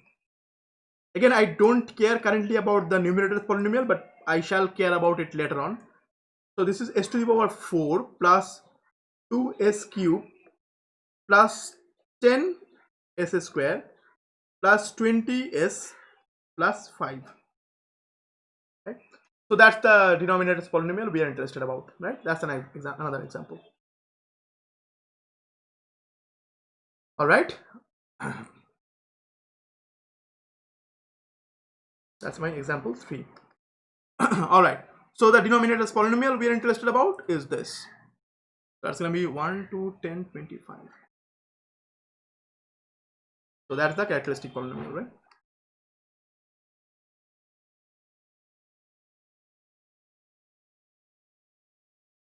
Do you have any query? No, I cannot really ask you for the locations of the poles, because if I ask you for the exact locations of the poles, then we are defeating the purpose of this entire thing. Again, the story goes back to 1940s, 1950s. You didn't always have the luxury of calculating the exact locations of the poles, right? But you wanted to assess the stability of the system. How do you do that? By figuring out whether the poles are on the left half plane or right half plane without calculating the exact locations of the poles. We did not solve for the polynomial. We did not calculate the exact locations of the poles. But we relatively calculated whether the poles are on the left half plane or right half plane. Yeah, something like that. Questions could be something like, for example, really, and really you shouldn't think about exams all the time, right? Yes, but the question would be simply, I'll give you a transfer function or a denominator's polynomial. Okay, either the transfer function would be given or the characteristic polynomial would be given, and will be asked, figure out whether the system is stable or not by constructing the Routh table, by not calculating the poles, but by constructing the Routh table, right? Something like that.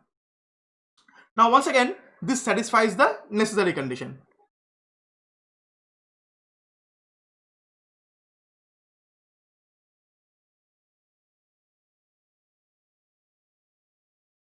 So it could be stable, it could be unstable. I cannot rule anything out, right? So let's construct the Routh table.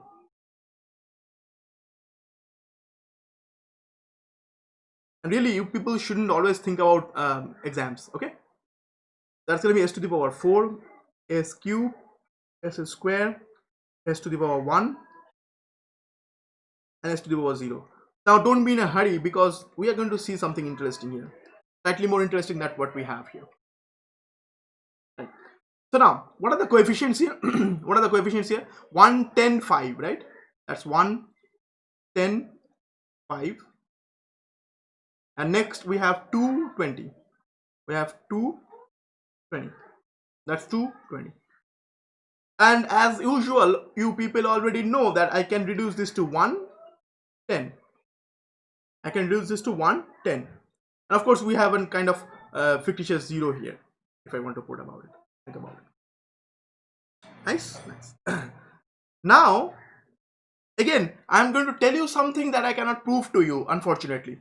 but you have to remember some of these things properly, right? What is the next term here? That's going to be 1 times 10, okay, and subtract 1 times 10 divided by 1. That's going to be 1 times 10 minus 1 times 10 divided by 1, right? So that's going to be 0. All right. And here, what is the next term? 1 times 5 minus 1 times 0 divided by 1. So 1 times 5, that's this thing.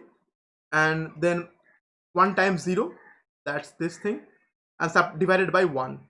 So that's going to be 5. Now what do I have? We have a pivot term that is 0. Right? We have a pivot term that's 0. Here, this is a pivot term because the next time I want to do a calculation for this next term here, I have to do 0 times 10. That's going to be 0. So for the next calculation, it's going to be 0 times 10 minus 1 times 5 divided by 0. Now I would have an infinity. Unfortunately. Right?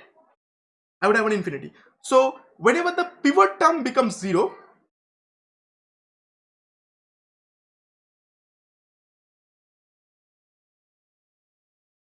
can it be 2 and 1 instead of 10 and 5? I don't understand your question. What are you saying? In the first row, can it be 2 and 1 instead of 10 and 5? No. You cannot. So you can only take out factors from the entire row. Someone is saying, can I take out a factor from these two? No, you cannot. You can only take out factors from the entire thing. Okay, entire row. Okay, if you can take out a factor from the entire row, then only it's okay. For this entire row, you can see there is a 0 here. So 2, 20, 0. So we can take out a factor of 10 here. Factor of 2. No issues, right? You can take out any factor out of 0, right? Doesn't matter. So here is the pivot term equal to 0, but not the rest of the terms. So only the pivot term is 0 here, but this term is not 0, right? So here, this is called the difficulty situation. So we call this difficulty 1. Difficulty 1. A pivot term becomes 0, but not the rest of the row. Okay, that's called a difficulty 1 situation. Okay, so here a pivot term becomes 0, but not the rest of the row. Okay, the rest of the row I have 5 and things like that, right? The rest of the row did not become 0. Okay, only the pivot term became 0. So this is called a difficulty 1 situation. There are 2 ways for us to handle difficulty 1 situation, right? There are 2 ways for us to handle difficulty 1 situation. And again, just keep in mind, the moment you see difficulty 1 and there will be another difficulty 2, the moment you see difficulty 1 situation or difficulty 2 situation, the system is going to be unstable. Okay, the system is going to be unstable. Now there are 2 ways for handling this kind of situations. I am going to only teach you one, really, and I'm going to give you a hint on the next one. Okay, other way you can handle this. Okay, but the thing is, if you encounter difficulty 1 or difficulty 2, the system is unstable. If that is something you want to know, that's fine. Okay, but if you want to figure out how many poles are on the right half plane, how many poles are on the left half plane, then you have to think about a little bit further. Think about it a little bit further, right? So that's causing a difficulty 1 situation, right? So this is a difficulty 1. Difficulty 1 situation, right? That's a difficulty 1, right? First type of difficulty here, right? So now we are going to reconstruct this row. We are going to reconstruct. So whenever we encounter a difficulty, we reconstruct that row. So this row is going to be discarded now. This particular row is going to be discarded, and now instead of that, we are going to construct this row differently as a new one. So we are going to construct a new one. So this is going to be discarded now. That row is going to be discarded. That's one of the ways in which you can handle the difficulty 1 situation. New. So this is a new one instead of a square. Right? So now whenever I have a difficulty 1 situation where the pivot term is 0, pivot term on a row is 0, but the rest of it is not entirely 0, right? So this is not 0, right? Okay, the pivot term is 0. Under that situation, we replace the pivot term with another. So there are two ways of handling it. Once again. Okay, right? So now the one of the ways to handle it is to replace this term with epsilon, and that's going to be 5. Now, what is epsilon? Epsilon is a very small positive number. Epsilon is a very small positive number. So I'm writing this as 0 plus. It's a very small, infinitesimally small positive number. It's a number which is positive but as small as you want it to be. It's a very small positive number. So of course you people are familiar with terms like this, but we replace this term with epsilon. Okay, so epsilon is a very small positive number. I think there is no confusion with this, right? All right, so this row has now been discarded entirely. This row has been discarded, right? We're kind of gonna forget about this row, the old one, and the new one would be something like this. All right, nice. Right? So difficulty 1 situation arose, and we have this. So this is one of the ways of handling this difficulty 1 situation. Now let's go our merry way into figuring out the next term. So what is going to be the next term? Of course, the next term is going to be epsilon times 5 minus so epsilon times 10. Sorry, forget about this. Next term is going to be epsilon times 10 subtract 1 times 5 and divide by epsilon, because that's the pivot term. Epsilon times 10 subtract 1 times 5 divide by epsilon. All right, and don't think about this row. This row has been discarded, right? Okay, epsilon times 10, so that's 10 epsilon minus 5 times 1, that's 5 divided by epsilon. All right, let's keep that there. Of course, I have a 0 here which I am not writing.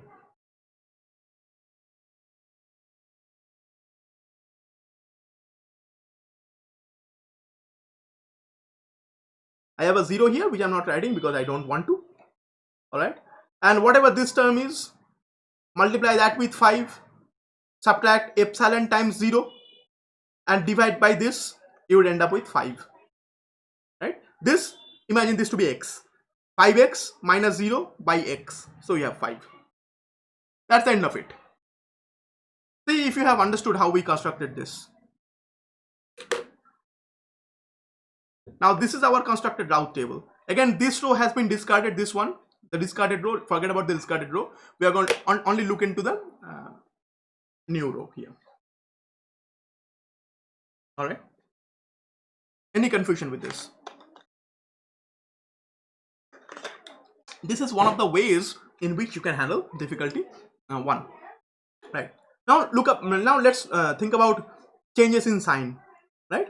Changes in sign. So now that's a positive to positive. So 1 to 1, that's a positive to positive. Then 1 to epsilon, positive to positive, because epsilon is a positive number nonetheless. Might be a very small positive number, but it's a positive number. I assumed it to be a positive number. So we have a positive to positive. We have another positive to positive. No sign changes whatsoever. But what about this one? 10 epsilon minus 5. Okay, is 0. Imagine, so this is the number, right? This is the number. Imagine this to be x. This is the number, right? Imagine this to be x. So that's going to be x times 5. And here I am going to have a 0, right? Epsilon times 0 divided by x. So if this is x, then this is going to be 5x minus 0 epsilon by x, right? So if this is x, that's going to be 5x minus epsilon times 0 divided by x. That's going to be 5, right? So 5x divided by x, that's going to be 5. Right? I think I explained the term here. All right? If it is not clear, still feel free to ask. Now think about this term, s to the power 1, right? What about this? Is it a positive number or a negative number? 10 epsilon minus 5 divided by epsilon. Is it a positive number or a negative number? Please vote on this, whether this is a positive number or negative number. I want this from you. I want to see whether this number is positive or not. 10 epsilon minus 5 divided by epsilon. Please tell me whether it is positive or not.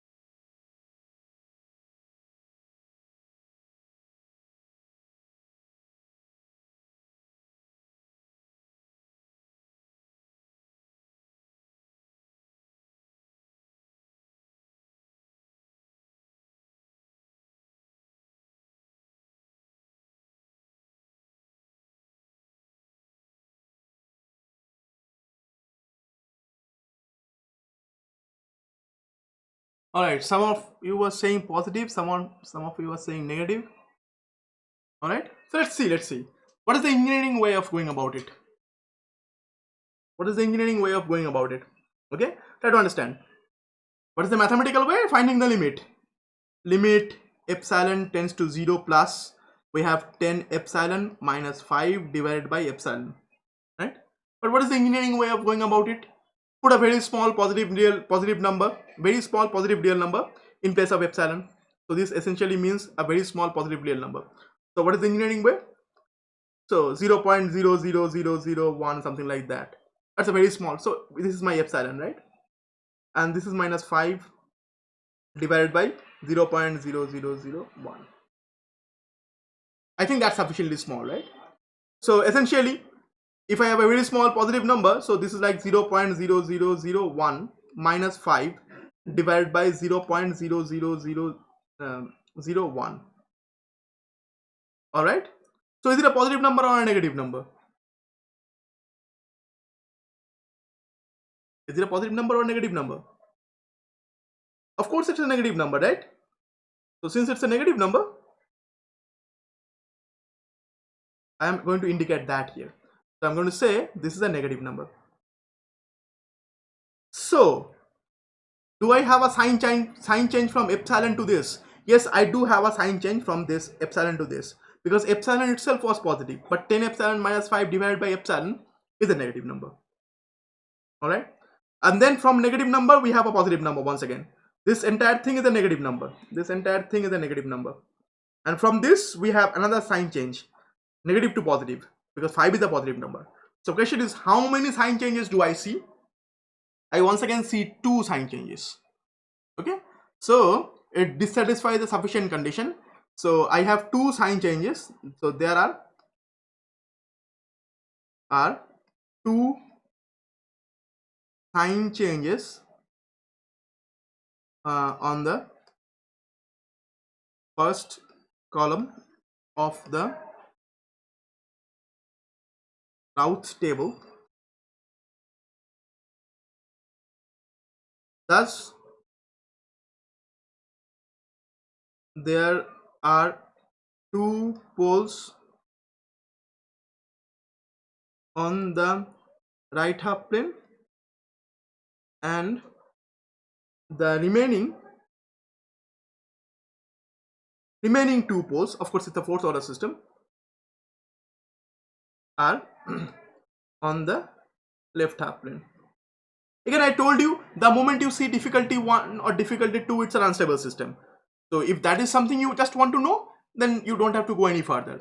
Okay, but again, I wanted to know a little bit further, so we analyzed it a little bit further, and we figured out, yes, it's an unstable system and it has 2 poles on the left half plane, 2 poles on the right half plane. Number of sign changes in the in the first column of the Routh table indicates the number of poles on the right half plane. So obviously unstable system. Okay, so again, these are going to obviously be unstable. Yeah, we're going to talk about difficulty 2 shortly. So please let me know if you have understood what we have discussed so far. And don't worry, you are going to get plenty of examples as your assignment to solve. And as an example, if you want to what should I say, brush up your skills in C programming, I can show you something right now before I go into the before I was a Python programmer, I used to be a C programmer, for example, right? And in case you want to brush up your C programming skills, okay, here is a C program I wrote that actually takes a polynomial. It's a pure C program. Takes a polynomial and constructs a Routh table out of it. Okay, it takes a polynomial, constructs a Routh table out of it. So again, in case you want to brush up your C skills, C programming skills, or maybe Python programming skills even, okay, you might want to construct the Routh table. Idea being that this is not really, you are not really supposed to construct a Routh table using a computer. You are not supposed to do that, Because if you have a computer, you can always calculate the exact pole locations, right? There would be no point of actually calculating the route table. There would be no point of that. But then again, if you can program this, then the entire idea, you are actually documenting the entire idea from your head to your as a programming language. So this would be better, right? Again, there is no point of this program whatsoever. There is no point of this program at all, because if you have a computer, you can always calculate the roots, exact location of the roots. Done. End of story. Right? But again, this kind of serves the purpose of giving you a deeper understanding of everything. All right. So let's talk about difficulty 2.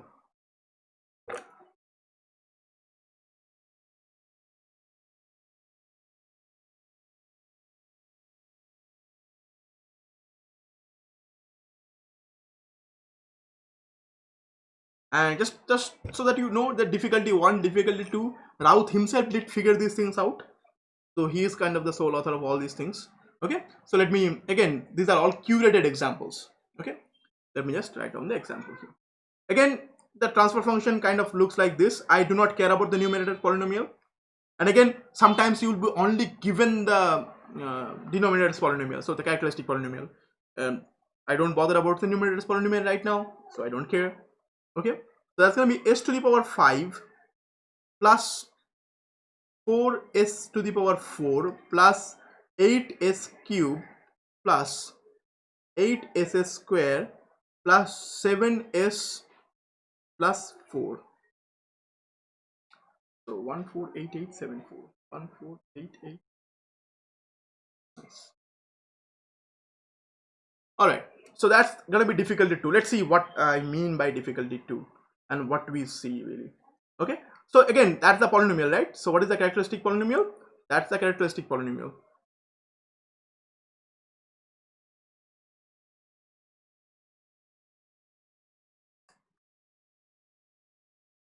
All right. So now let's construct the Routh table. So does it satisfy the necessary condition? Yes, it does satisfy the necessary condition. All the coefficients have the same sign. All of them are positive here.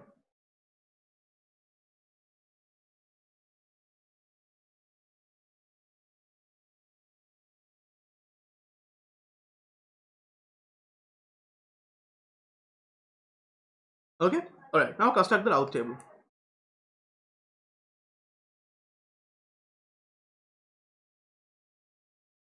Okay.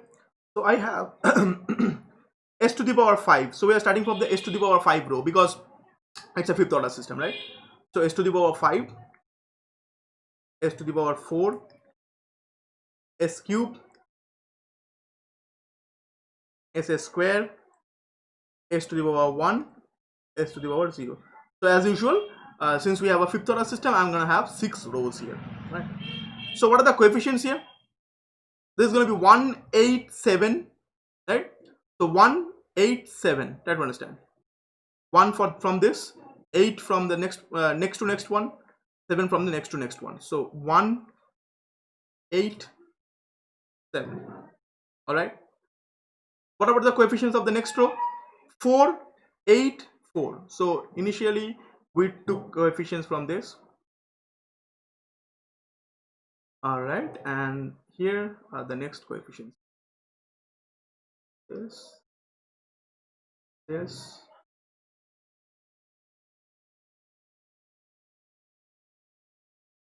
is going to be 4, 8, and 4. All right, I don't think there is any confusion here. Nice. All right, I think this is clear, right? 187 and 484. Right? So of course, let's construct the next element. So again, as usual, I can factor out common terms here. So since I have 484 on this entire row, from this entire row I can factor out 4. I can factor out 4. So since I can factor out 4, let's do that right now. Okay, so there's going to be 1, that's going to be 2, and that's going to be 1. So instead of calling this row 484, I'm calling this row 1, 2, 1. Right? So now what is the next term? 1 times 8 minus 1 times 2 divided by 1. So that's 8 minus 2 divided by 1. That's going to be 6. Right? That's going to be 6. What is the next one? 1 times 7. So that product 1 times 7 minus 1 times 1. So that product divided by 1. That pivot term here, right? Divided by 1. So 1 times 7, that's 7. Minus 1 times 1, so that's 1. So I have 6 divided by 1. So what term that is? That's going to be 6, right? Obvious, quite obvious, right? That's going to be 6 once again. All right. All right. Again, we have 6, 6. All right. So since we have 6, 6, 6 can be factored out of all these. So I can write this as 1, 1. Nice. Nice. All right. Now look at this one. Look at this one. What do I have here? 2. So now for the next one, I have 1 times 2. So this multiplication subtract with this multiplication. So 1 times 1. So 2 minus 1, I have to divide it by 1, right? So 2 minus 1 divided by 1, that is going to give me, again, nothing is here, so it means we have 0 here. So 2 minus 1 divided by 1, that gives me 1. So again, this multiplication minus this multiplication. So 2 minus 1 divided by this entire thing. All right. So that's 1. And then now 1 times 1, that's 1. Then 1 times 0, that's 0, divided by 1. That's also going to be 1. Right? Now look at this. What element do I have here now? 1 times 1, 1. 1 times 1, 1. Subtract 1 from 1, 0. Divided by 1, that's going to be 0, right? 0. Now we have an interesting situation. We do not really need to write any term here. But if we did, as we can see, as I told you multiple times earlier, that you can ignore the trailing zeros, but you can also write them down. If you want to, you can write down the trailing zeros, but you can ignore them. All right. So these are the trailing zeros. These are not necessarily there per se, but these are the trailing zeros that I can write down. If I don't want to, I don't want to. Okay, let's write down the trailing zeros here as well. Okay, if I don't write down the trailing zeros here, okay, imagine this. If I wrote down the trailing zeros here, see, look at this row entirely. The difficulty, the row of the difficulty. In the row of the difficulty, so if I write down all the trailing zeros here, okay, in the row of the difficulty, look very carefully. This entire row is not 0, right? This entire row is not 0 because there is a non-zero term, but the pivot term is 0, but not the rest of the entire row is 0, right? That is how it is difficulty 1. For difficulty 1, you would have a pivot term in a row equal to 0, okay? And the rest of the terms will not be all 0, right? That's the difficulty 1, okay? But try to distinguish the difference here. Here, this entire row is 0. This entire row is 0. There is no non-zero term present in this row. It happened at a situation where this entire row turns out to be 0. If I put all the trailing zeros here, you see the entire row is 0. Unlike the previous one. In the previous one, there was a 5 here. So in the previous example, there was a 5 here. So this entire row wasn't 0. That was difficulty 1. Now this is difficulty 2, where you have an entire row of 0. You have an entire row of zeros. When that happens, you encounter something called a difficulty 2. I think you understand what I'm saying here. So difficulty 2 stands for entire row of zeros.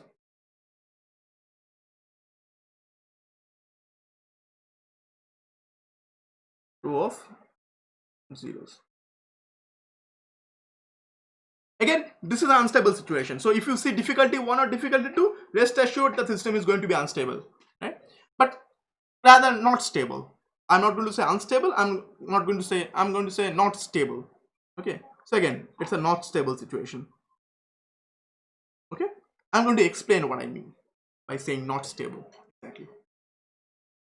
All right. So now this is the only way of handling. There is only a single way of handling the difficulty 2 situation. So whenever you encounter difficulty, let's forget about these trailing zeros. Let's forget about those. Okay. So whenever you encounter a difficulty 2 situation, okay, so let's just write down the trailing zeros, but make sure that we understand that these are our kind of terms that we are putting here for the sole purpose of making things complicated somehow. Anyway, so whenever we encounter difficulty 0, okay, whenever we are encountering any of the difficulties, we have to reconstruct that particular row. Whenever we encounter any difficulty, we have to reconstruct that particular row. So we are going to discard this row. We are going to discard this row, just as usual. We are going to discard this row, and let's discard this zeros as well. I think you understand the distinction here, right?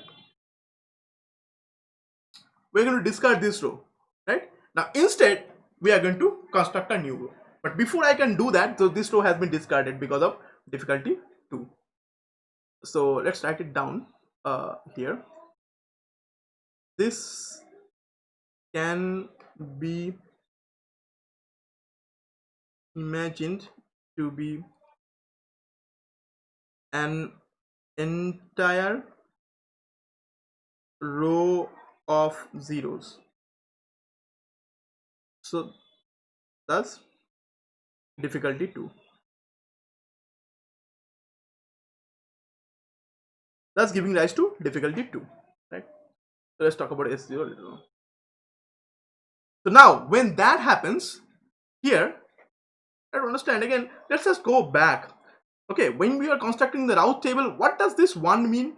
This is essentially the coefficient of s to the power 5, right? 1 s to the power 5, 8s cube, 7s, right? What does this 4 mean?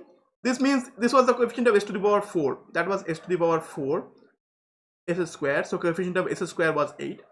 Coefficient of s to the power 0. So essentially the coefficients reduce. Yes, someone is asking, is there any difference between stable, unstable and not stable? Yes, there is a difference, slight difference. Okay. All right, we are going to explain that. All right.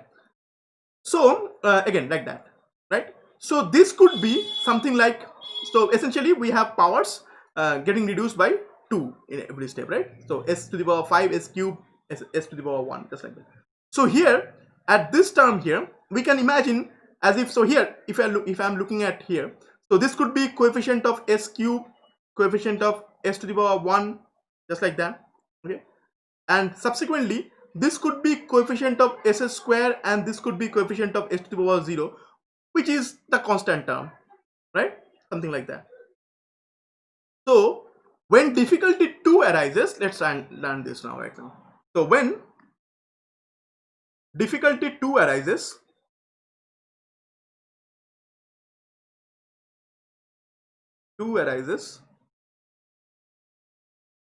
the previous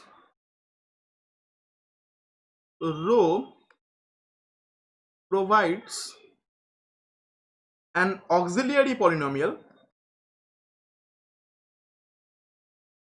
that is a divisor of the characteristic polynomial. What do I mean? Okay, let's try to figure out. So auxiliary polynomial. So auxiliary polynomial is constructed by imagining those coefficients, those terms here. So I imagined s square here, s to the power 0. Of course, this was the s square row, right? So I had to imagine s to the power 5 here, s cube here, s to the power 1 here, because it was s to the power 5 row, right? So it came from that. 1 s to the power 5, 8s cube, and 7s to the power 1, just like that. Okay. Similarly here, if I imagine this, then just before the discarded row where the difficulty arose, here this row would give me the auxiliary polynomial. So here s to the power 2 row, this will give me the auxiliary polynomial. So this will give me the auxiliary polynomial.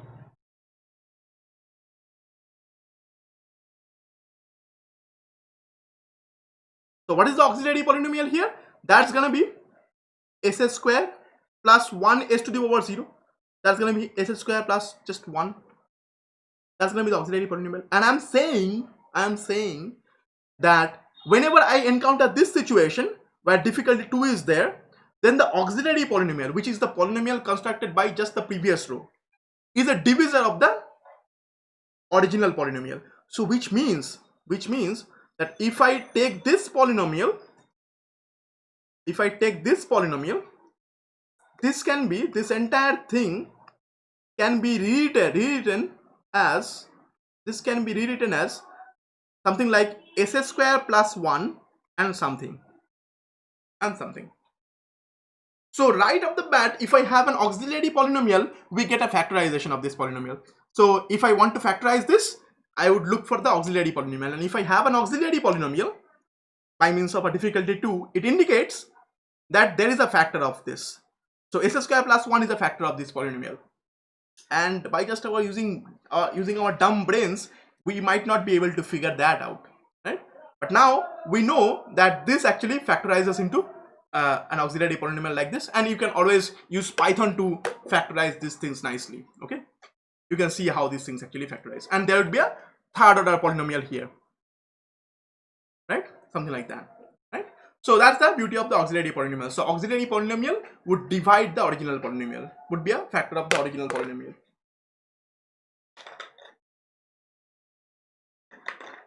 Again, all these facts would actually use quite a bit of algebra, which are beyond your mathematical skills as engineers, unfortunately. But again, we need to learn the tool, for example, here, right? So once you have the auxiliary polynomial with you, what you are going to do now, you are going to reconstruct the discarded row. So discarded row is now going to be reconstructed. So I would have a new row for s to the power 1. Okay, so discarded, and now we have a new row instead of that. So how would you construct the new row? By differentiating the auxiliary polynomial. So what is the derivative of the auxiliary polynomial? So if you take a derivative of this auxiliary polynomial 1, so that's going to be 2s. So now it is a polynomial of s to the power 1 order, right? So it's a polynomial of s to the power 1, and what is the coefficient? 2. So essentially on this row I can only write coefficient of s to the power 1, and that's going to be 2. So essentially this is the way of constructing the new row if I discard a row because of difficulty 2. So we look at the auxiliary polynomial. The auxiliary polynomial becomes a divisor of the original polynomial. Take the auxiliary polynomial, differentiate it, and whatever coefficients you get out of it, that actually appears as the newly constructed row. So we discarded this s to the power 1 row, and this is going to be the new row. And as such, s to the power 0 can be easily constructed. So that's going to be 2 times 1.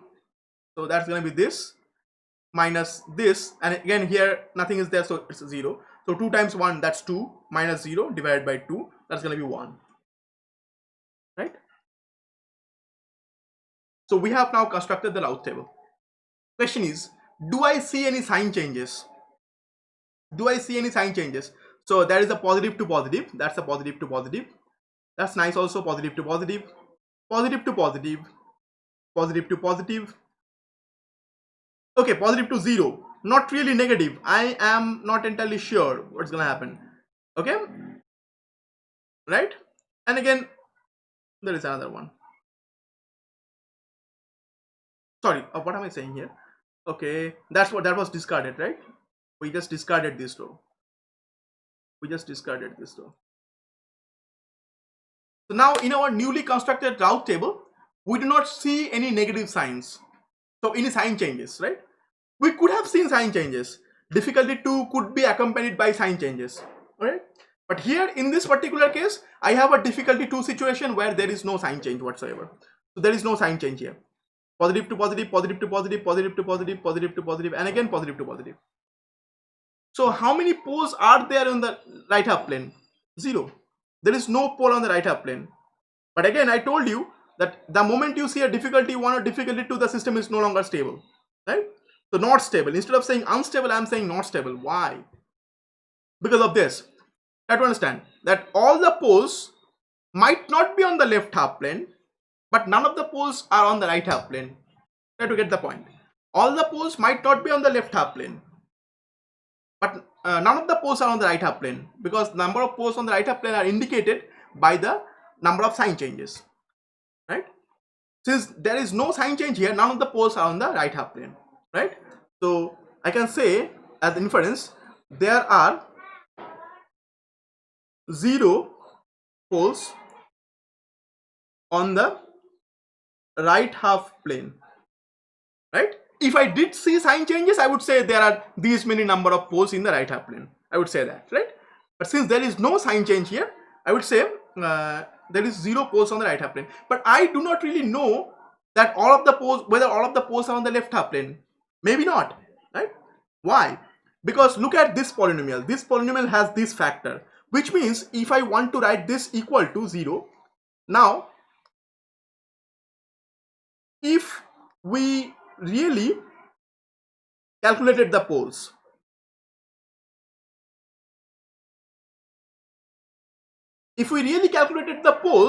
what would we do? We would take this polynomial and equate it to 0. We would take this polynomial and equate it to 0, right? And solve for it. But we know that this polynomial can be factorized as such, something like this, another third order polynomial, and that equals to 0, right? Because we already know that the auxiliary polynomial is a factor of the original polynomial. All right, and from that we know that therefore s square plus 1 equal to 0. That's going to give you the roots, give you two of the solutions, and this third order polynomial, which is the remainder polynomial, that also is going to give you the remaining 3 roots. So this is going to give you the 2 roots, right? So on solution are s equal to plus minus j1, plus minus j1. So what do I have? I essentially have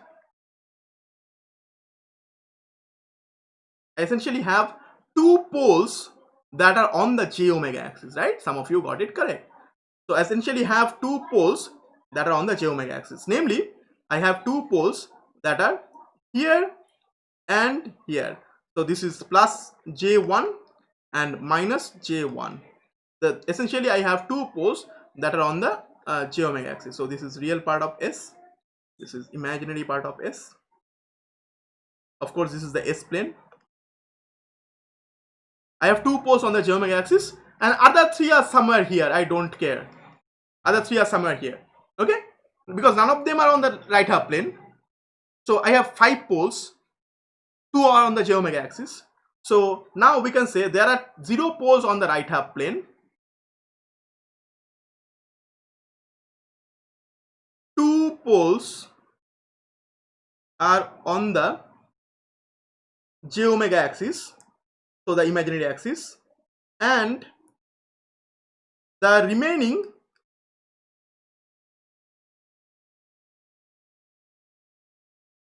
3 poles are on the left half plane. So question is, can we say that the system is unstable? No, not really, because this is a special situation. Sorry. So can we say that the system is unstable? Unfortunately not. Maybe fortunately not. I don't know.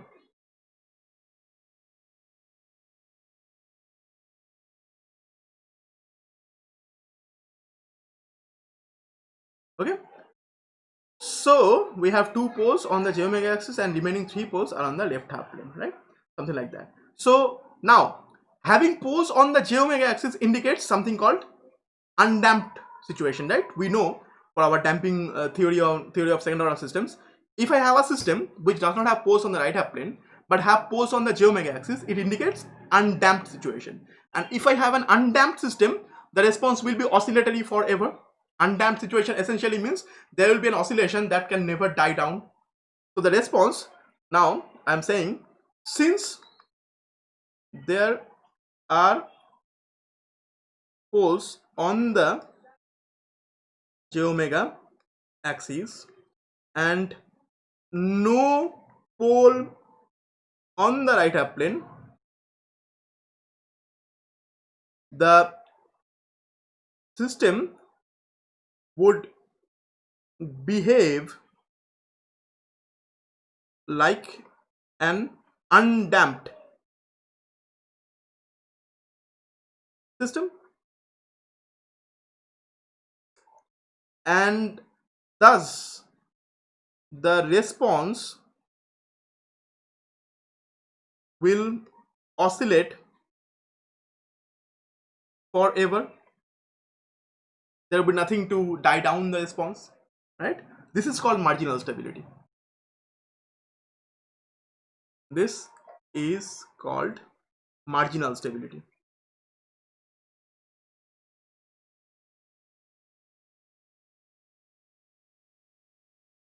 So it's almost almost at the verge of instability, but not really. Okay, so it's not really unstable, neither it is stable. It is somewhere in the middle ground of that. But if I did have a pole on the right half plane, the system would be unstable. If I did have a single pole on the right half plane, doesn't matter whether I would have poles on the geometric axis, the system would be unstable. But since in this particular case, I don't have any pole on the right half plane, okay, and poles on the geometric axis and on the left half plane, the system is marginally stable. If I did have even a single pole on the right half plane, it wouldn't matter how many poles do I have on the geometric axis or whatsoever. Doesn't matter, wouldn't matter at all. Okay, the system would be unstable. Here in this particular case, this is a marginally stable system. So having a difficulty 2 does not essentially tell you that the system is unstable. Okay, it tells you that the system is not entirely stable. In this particular example, this is a marginally stable example. So it is indicated that this is a marginally stable system.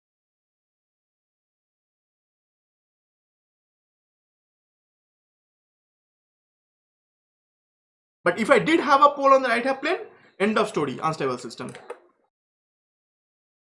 Okay, so that's the end of discussion today, and I have curated a lot of examples for you people and for you people to solve. Okay, and again, if you have any query, just to show you what curation I have done, and you'll get this as an